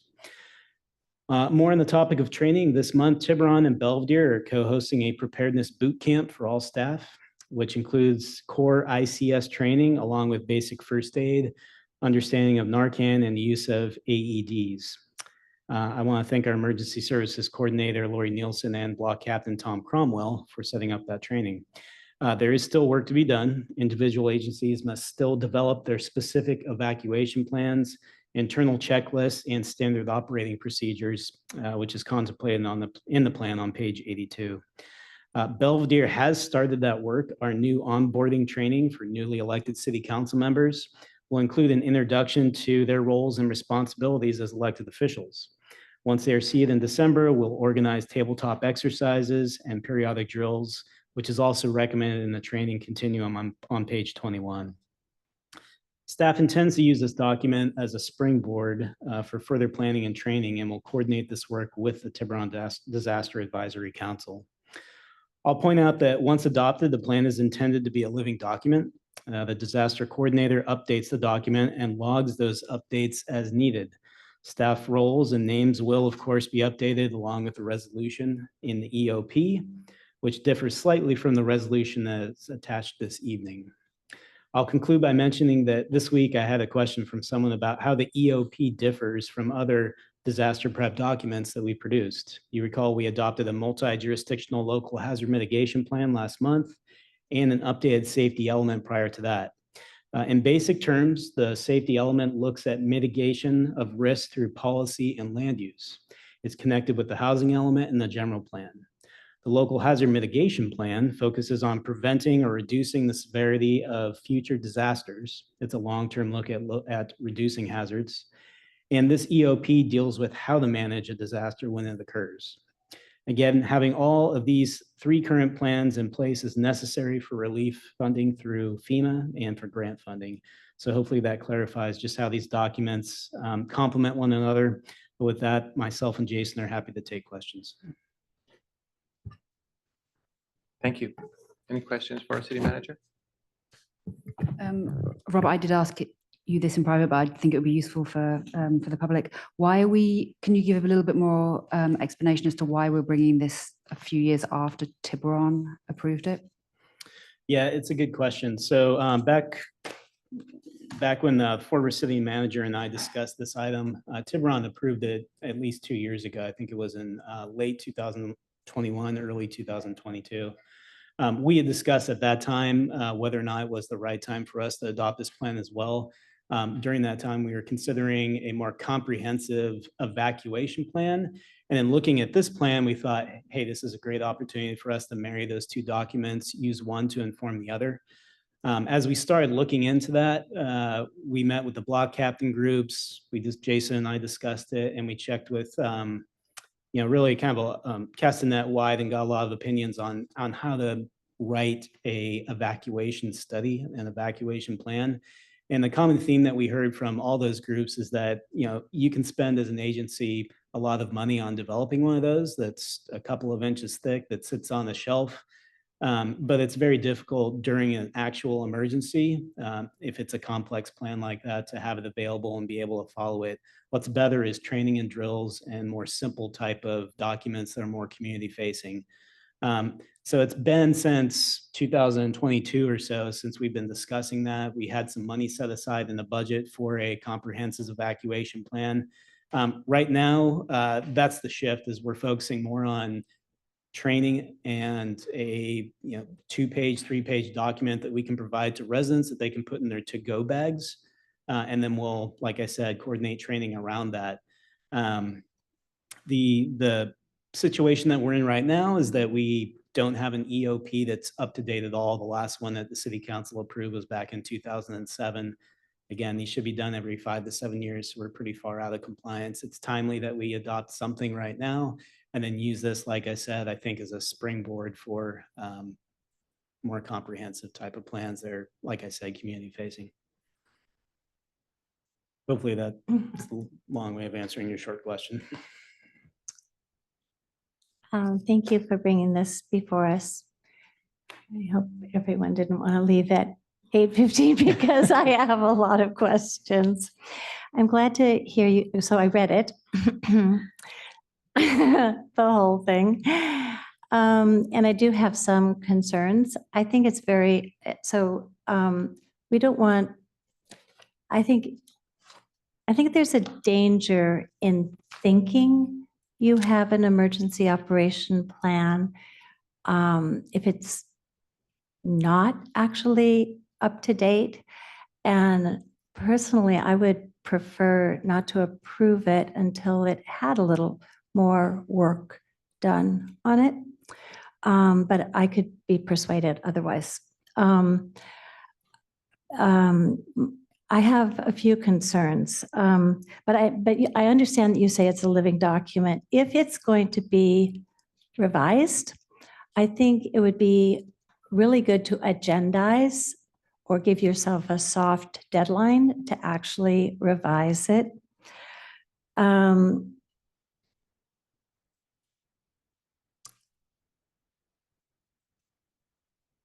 Is this the actual plan that was approved by Tiburon? Because there's some sentences that just don't end. I mean, there's some like pretty major omissions and there's paragraphs that are duplicated. So I'm just wondering if we know that this is what they actually approved. Yeah, this is the final draft that they approved. Okay. Yes. Okay, so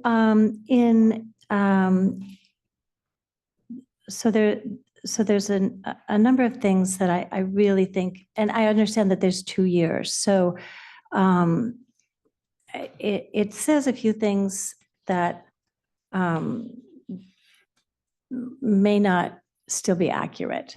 One, and perhaps one of the most important ones, is that it references on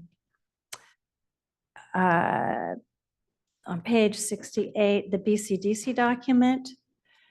And BCDC has just completed a massive and excellent update that I really think should be referenced in our documents.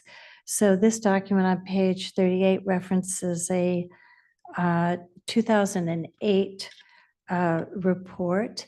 And I think that it would be wise to cite and to study Bay Adapt, the regional strategy for a rising bay, which was issued in October of 2021. That's what's known, involves what's known as a joint platform. It's a very, very valuable tool for all of our emergency preparedness. So, and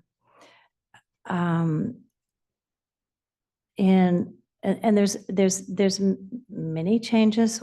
One that may not seem that important, but just really popped out at me was that with regard to the tsunami risks, it says that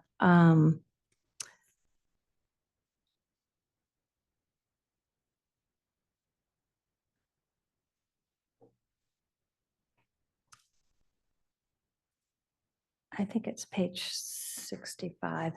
It says there's no, yes, say page 65. It actually says there's no way to determine in advance the amplitude or size of tsunamis. And there is actually a study, the PMEL Tsunami Forecast Series for San Francisco, California. So I use these just 2 examples. There's numerous examples where this report either gives a lot of data with no citation or actually suggests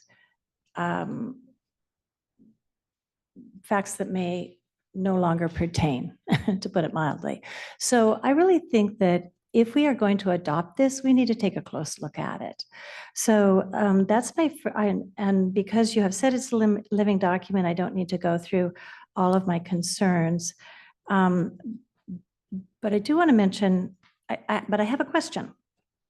Since this is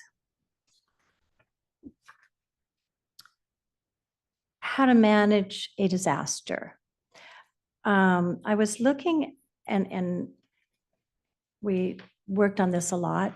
We've worked on this a lot in the 8 years I've been on this council and as mayor during COVID, we really worked a lot on emergency preparedness, and we care a lot because it's so important to our residents. But looking at page 47, the organization chart, I want to just mention that when we had the PSPS, there was considerable confusion in 2019. There was considerable confusion as to who in Belvedere or Tiburon was actually in charge. And when a disaster actually strikes, this is, my understanding is this is a document that we would go to. So if this Saturday there's an earthquake, can you tell me from this document who sends the notification, who activates the block captains, who opens the door of the founder's room, who calls the fire department, who takes responsibility for leading the disaster management?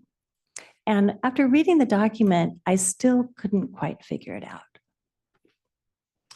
Yeah, so very good question. I think that the document isn't going to get into that level of detail. Like I said, the follow-up actions for agencies that it contemplates is that you work with your public safety staff and create those standard operating procedures and checklists and rosters to develop more comprehensive agency-specific plans.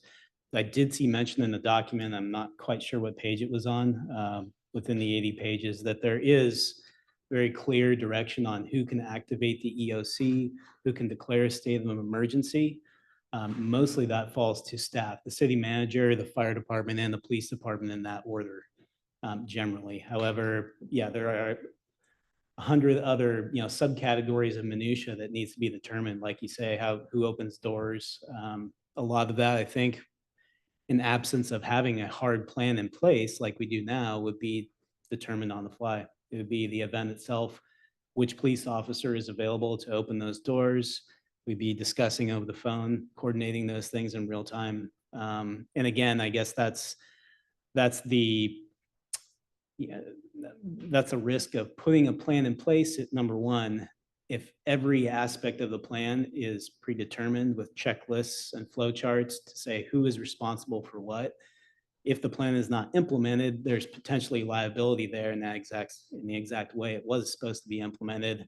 There is some comfort in having, I guess, more organic approach, having the main components written down, but a more organic approach to resolve an emergency. So let me ask it a little different way. Yeah.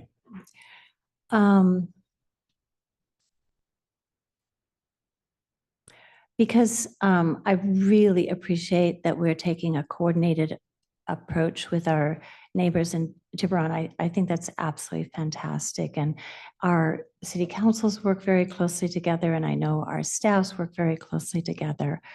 Is it your understanding that if there's an earthquake this Saturday, Lori Nilsson would activate Alert Marin? It's either Lori Nielsen, there's several that could activate Alert Marin. It would be Lori Nielsen. Jason is trained on it. We've had that training internally. We also could contact the call center over at, the county, thank you, county dispatch. They have full-time staff there that can activate EOC. Woody is usually the guy that does that. So we have a few different internal ways that we reach out to it. There was contemplated, should a block captain be trained and capable of doing that? I think just because of the infrequent use of that system, it's probably best to keep it internal.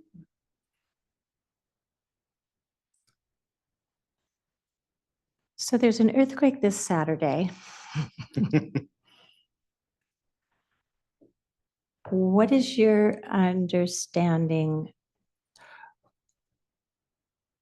of who would take responsibility for the disaster management? So according to this guy, they would be the city managers for each of the jurisdictions, respective of their jurisdictions, the fire chief for those jurisdictions as a second in command. If those two weren't available, it'd be the police chief. And then working down from there, the plan doesn't really get into the, anything beyond the tertiary type of responsibility, but I imagine it would go to public works or other staff members who are available. That's always the concern, is that if we have an earthquake, a major event, how are we going to bring staff in? It's a benefit that we do have a full-time duty officer available 24/7 that could help us and be eyes on and boots on the ground here. We're also working on having at least a pilot project for workforce housing here, so that we'd have a police officer, public safety officer residing in Belvedere. So there's a lot of things that we can do. Okay, no, I really appreciate it. I'm sorry to be so persistent. So, so since the city managers are first, so have you talked, you have talked to and coordinated with the city manager of Tiburon about this, and you have each other on speed dial or something on? So you would not be tell me again what Lori Nelson's title is. Disaster coordinator. Okay, so you would not assume that she's taking first. You would be speaking from wherever you are. Say you're on vacation in Portugal, and you heard there's an earthquake. So, or whoever you've left in charge here would be contacting. So the agreement or the coordination currently, based on this joint plan, is that you and the Tiburon town manager would immediately be in contact. Correct. That's very And reassuring. historically, that's how it's happened in Okay. Belvedere with previous disasters, major storms that came in or Mhm. unpredicted events. Okay, well, that's very reassuring. That was the main thing I wanted to get out of the document, and I think the chart on page 47 needs to be revised. Okay. And just I as a do quick, have that note, quick yeah. follow-up to that, the Emergency Operations Center is activated with or without your and the town manager's communication, right? I mean, that operates independent of Belvedere. My understanding is through our block captain discussion as far as the Tiburon and the district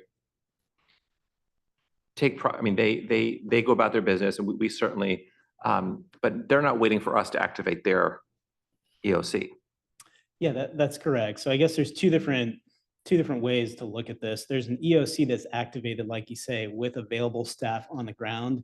And then they would be reaching out to me, the police departments, for those EOCs, saying, hey, we have a situation. We've got down power lines and a fire that started. It's a partial activation. City manager, we need your help in coordinating this disaster effort. And until I get my physical body to the EOC, there's backup plans in place where the EOC basically grabs whomever is available in those jurisdictions, public servants, disaster service workers they're called, and sits them in the chair and says, do this. And that's what we train for, these ICS classes that I was referring to, and the one that the boot camp that our staff recently went to, they're updated, and they at least know how the system works. They may not know the intricacies of it, but they know their role. Rob, can I ask you a few additional questions? You mentioned we are out of compliance with FEMA, or we risk being out of compliance with FEMA, which means we might not be eligible for funding in the event of a disaster. Are we actually out of compliance? So yeah, that's a good question. I had to look that up myself over the weekend. Those 3 documents I referred to, those are the 3 things that they're going to look for after a disaster. Did you have a safety element that was updated? Did you have a local hazard mitigation plan in place that's been approved by FEMA, which we just did last month? And is your EOP up to date? If any one of those is missing, maybe the EOP is the lesser of those 2 others, but if it's out of date or we haven't adopted one, then they're gonna have a lot more scrutiny when we start submitting invoices for refunding. And it's just that it's best practice that it's every whatever you said, 5 to 7 years. And that's what FEMA outlines for us. Yeah. So it's not a number that we came up with in Marin. That's what FEMA, the state, and FEMA come up with as a good practice. And sorry, you said the last one was 2000. Yeah, the 50. report that I had, it was 2007. Okay, so we're way out of that Pretty far timeline. out, yeah. And then the second question I had was, can we adopt, because I know we're talking here about making modifications, but can we adopt a different document than Tiburon? So I think, yeah, that was something I did contemplate. This is a joint document, a joint effort. We really should have done this back in 2021. And what we adopted would have been the exact same thing that they've adopted. To your point, Nancy, we've had quite a few changes since then. And the document that you're looking at now, it lists Craig Middleton as city manager and the staff positions are off. It needs a lot of revisions.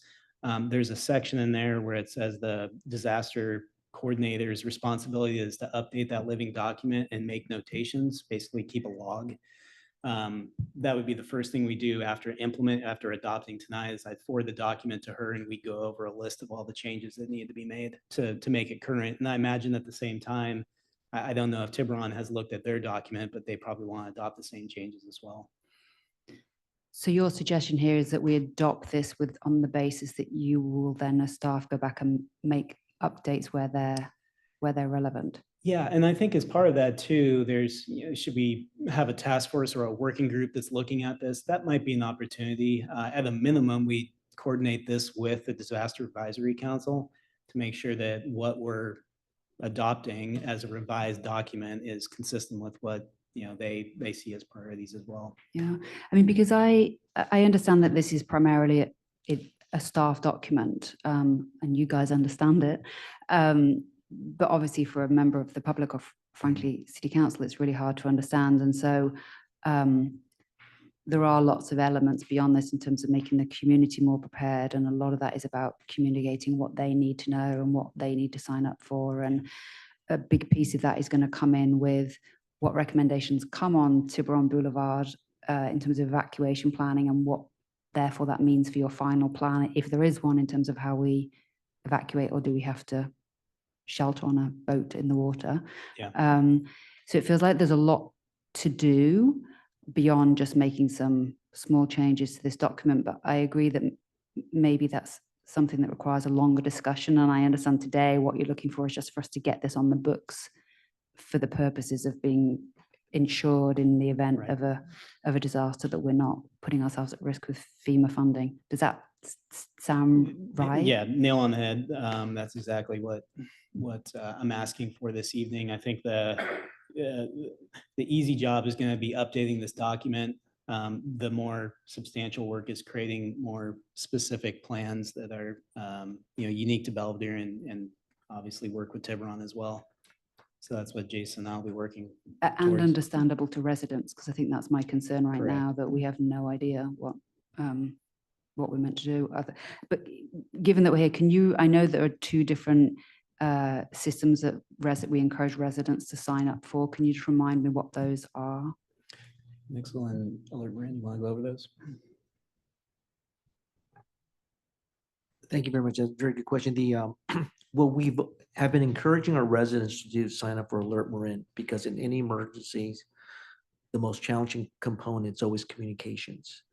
And Alert Marin is a system in which a lot of residents could receive information, up-to-date information, whether on a broader approach or more localized.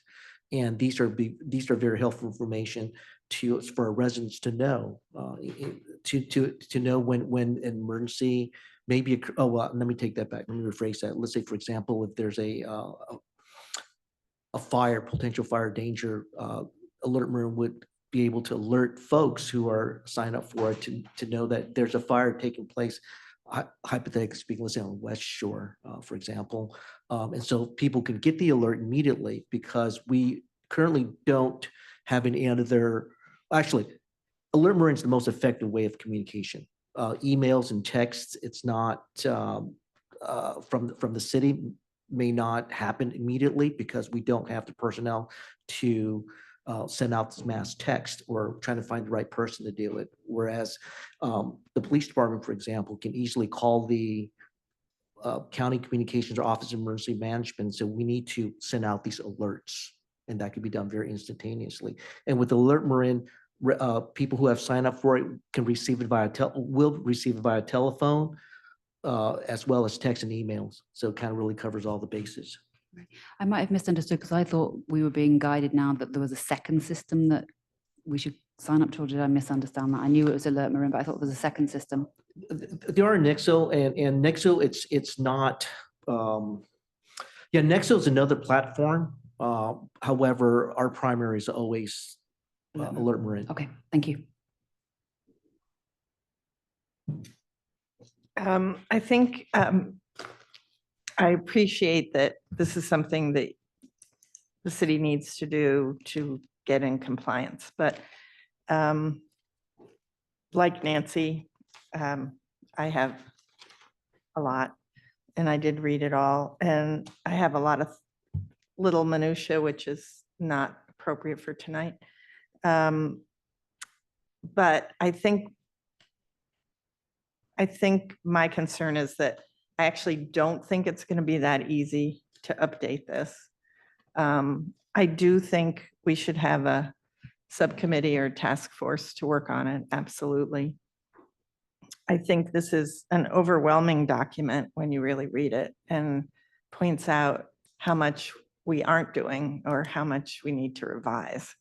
So I think even there were some major statements in here about the Belvedere Tiburon Joint Disaster Agency and how important they are.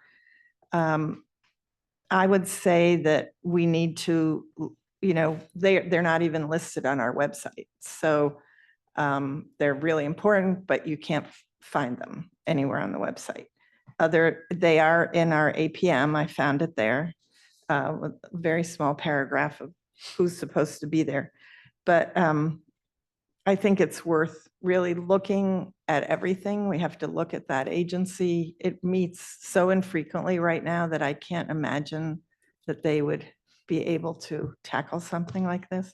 I don't know if they were part of, I've only been going to their meetings for a year, so I don't know if they worked on this prior or not. If they were included, I think it warrants a huge amount of work that really is important to the community. And I would like us to not just say this is a springboard. I'd like to make a commitment that this is going to be something that actually moves forward and that we really have something that gets put into place so that the community, sort of like the Construction Impact Committee, we could have community members that are particularly interested in it, maybe some representation from the block captains. I think we know the groups of people that are more serious about this.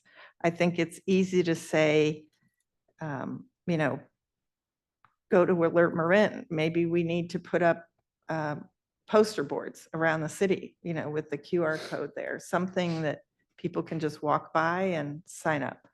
And, I think there's a lot of communication that needs to be done. Like I said, I'm not going to go through everything, but there's a lot that's missing. I'm hoping we can develop an action plan. What would be next steps? What would happen in 2025? What are our goals for 2026? How are we going to figure all this out? Anyway, so if this is something that you need adopted tonight, I'm willing to do it, but I would like to know that there are going to be next steps very soon and not have this be something that just gets put aside. We adopted it and it's done for another 5 or 7 years. Because like I said, I think there's so much in here that that it was overwhelming. And yet there's an awful lot, like Councilmember Chemnitzer said, that is just factually inaccurate. There's a zoning map of Tiburon, but no zoning map of Belvedere. And, we're definitely not represented as fully in the document. And like Councilmember Chemnitzer, I think there are a lot of charts, including 47, page 47, that need to be really looked at. And so I would like to offer that I would be willing to be part of any subcommittee for a council representative if Can I make, anybody wants. But yeah, anyway. can I make, because I agree entirely that that's what we should do, but can we maybe table this until we have our annual retreat? Because we'll have different council members and there might be others that are interested in serving with you. think So that's maybe a that great can be idea. brought back as an action item for our annual retreat at the Great beginning idea. of next year. And just to ask a further question, given the fact that adoption of this document, Tiburon has already done it, I would imagine from a sequencing perspective or sort of a logical progression, adopting this is far simpler and amending it thereafter is probably the recommended course of action versus amending it and then seeking adoption, because we won't be adopting the same document by definition then. Yeah, I think we want to be able to memorialize the changes With- within the with- document itself on the worksheet that's provided. With both Tiburon, so agencies. it's adopted, then we bring our proposed changes, which they can incorporate or push back on whichever way they approach it. That's right, yeah. And can you do that just as an addendum, or you want to literally go through the document and make changes? My guess, well, the document itself is a living document, so it gets updated, it's posted on the website, changes are made, they're updated. I imagine there'd be probably not as an attachment, an addendum, but the changes would be made. Here's the most current version, and there's just a single line item that, similar to our APM, changes made on this date by this resolution or this action by this person. So I understand the need for approval of an EOP more than I did at the beginning of this conversation, which is why we have these conversations. And I appreciate that. But I agree with Councilmember Cooper that this should not be put on the back burner. And I would like in the motion of approval to actually have an amendment, something to the effect that, doesn't have to be this language, but something to the effect that in the first paragraph of the resolution, so penultimate, the city council commits to updating this document and submitting a draft of an updated EOP for approval by city council on or before June 2025. That would get, I was going to say March, but I understand, I respect Councilmember Wilkinson's comment about the change in council, which will include myself.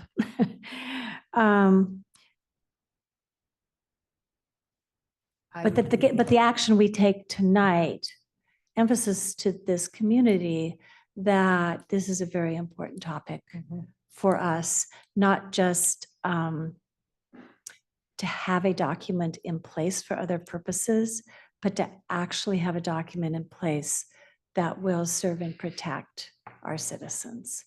And what I've heard tonight is that that safety is actually very important to the city council. May I suggest that we push that deadline to the end of 2025? And the only reason I'm thinking about that is our retreat might not necessarily be until the spring. I don't think that Tiburon's traffic study will necessarily be finished until the spring, and that creates a pretty tight timeline to do something thorough. You mentioned the retreat. Do you see this as a discussion item, or would it just be an assignment or discussion to establish a subcommittee for them to do the work? Projects. I don't know if it needs to wait until the retreat to assign the committee. I guess that's fair. If we know we want to do this and the new council members agree, then those council members can be assigned in December when everybody's assignments are allocated. Sure. And I think then that's more realistic. I think you need a 6-month runway, I would think, to get it done well. And obviously, this is mainly led by staff, so you guys need to jump in terms of what you think is realistic as well. It may just make, it may make sense to certainly have it as a retreat item. By that point, the committee hopefully could have had some work on it and actually make a presentation and get broader feedback, which Brown Act Committee wouldn't have allowed otherwise. So I think that's a good opportunity to actually have a ramp up scenario. I think that makes sense. And then we'll have at least some substance to be able to provide to the retreat. And we'll have a better idea of what the scope of work looks like. We're not quite sure about that right now. Just generally, what do we want to produce? How complex or simple does it need to be? What kind of a format does it need to be in? Those are all questions we need to ask. And I like the idea of having a hard deadline. I think that's a good idea. Certainly we'll impose one on the staff side if it's not in the resolution directly. So did you get the suggested language to that second to last paragraph in the resolution with an added date and language associated with bringing, if not all revisions, at least the first round of revisions, substantive revisions to City Council by June of 2024? 25, I'm sorry, yes. Yeah, I do have that. The insert is between the words to and continuing.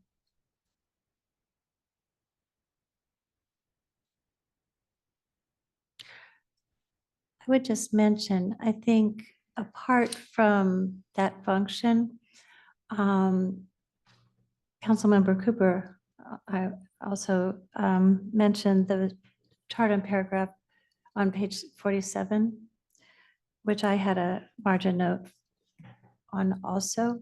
I think separate from the document revisions,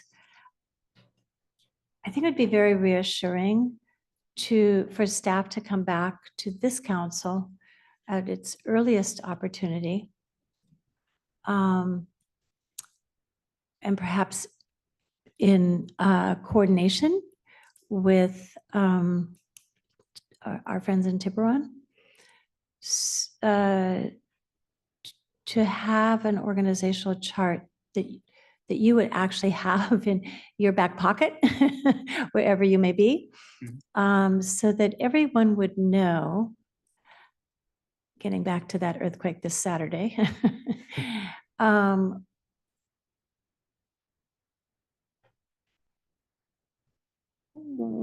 what the organizational chart would be. I think that would be useful to both communities.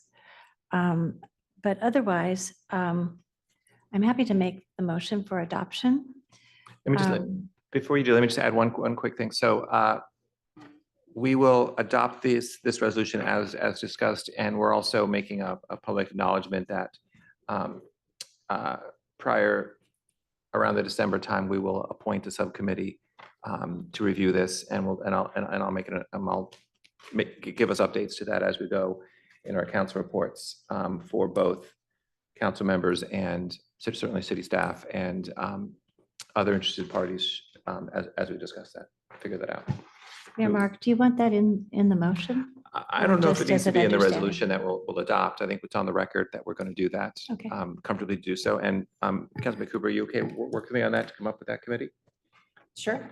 And Nancy, you can serve on it as a non-council member. Exactly. I was just gonna I say could, I might do that. Yeah. Keep all your notes. Yeah, keep all your notes, please. I have a few notes, but we'll Yes, wait and see. Only if asked at that point. A motion would be great. Thank you. Oh, before I do that, sorry, I'm open up public comment on this item. There are no hands raised. Thank you. Close public hearing. I move that we adopt a resolution number 2024-31, adopting the updated Peninsula Operations Plan, resolving that the City Council commits to updating this document and submitting a draft of an updated EOP, Emergency Operations Plan, for approval by City Council on or before June 2025, and continuing to support the actions identified in the Tiburon Peninsula Emergency Operations Plan. Thank you. Second. Thank you. All in favor? Aye. Thank you for that discussion and presentation, our city manager. Thank you. I'd like to move now to our open forum. This is an opportunity for any citizen to briefly address the city council on any matter that does not appear on tonight's agenda. Do we have anybody in the chamber for the open forum? Seeing none. Anybody online? Mayor Mark, there are no hands raised. Thank you. Close the open forum, and I will now adjourn our September 9th city council meeting. Thank you all for attending.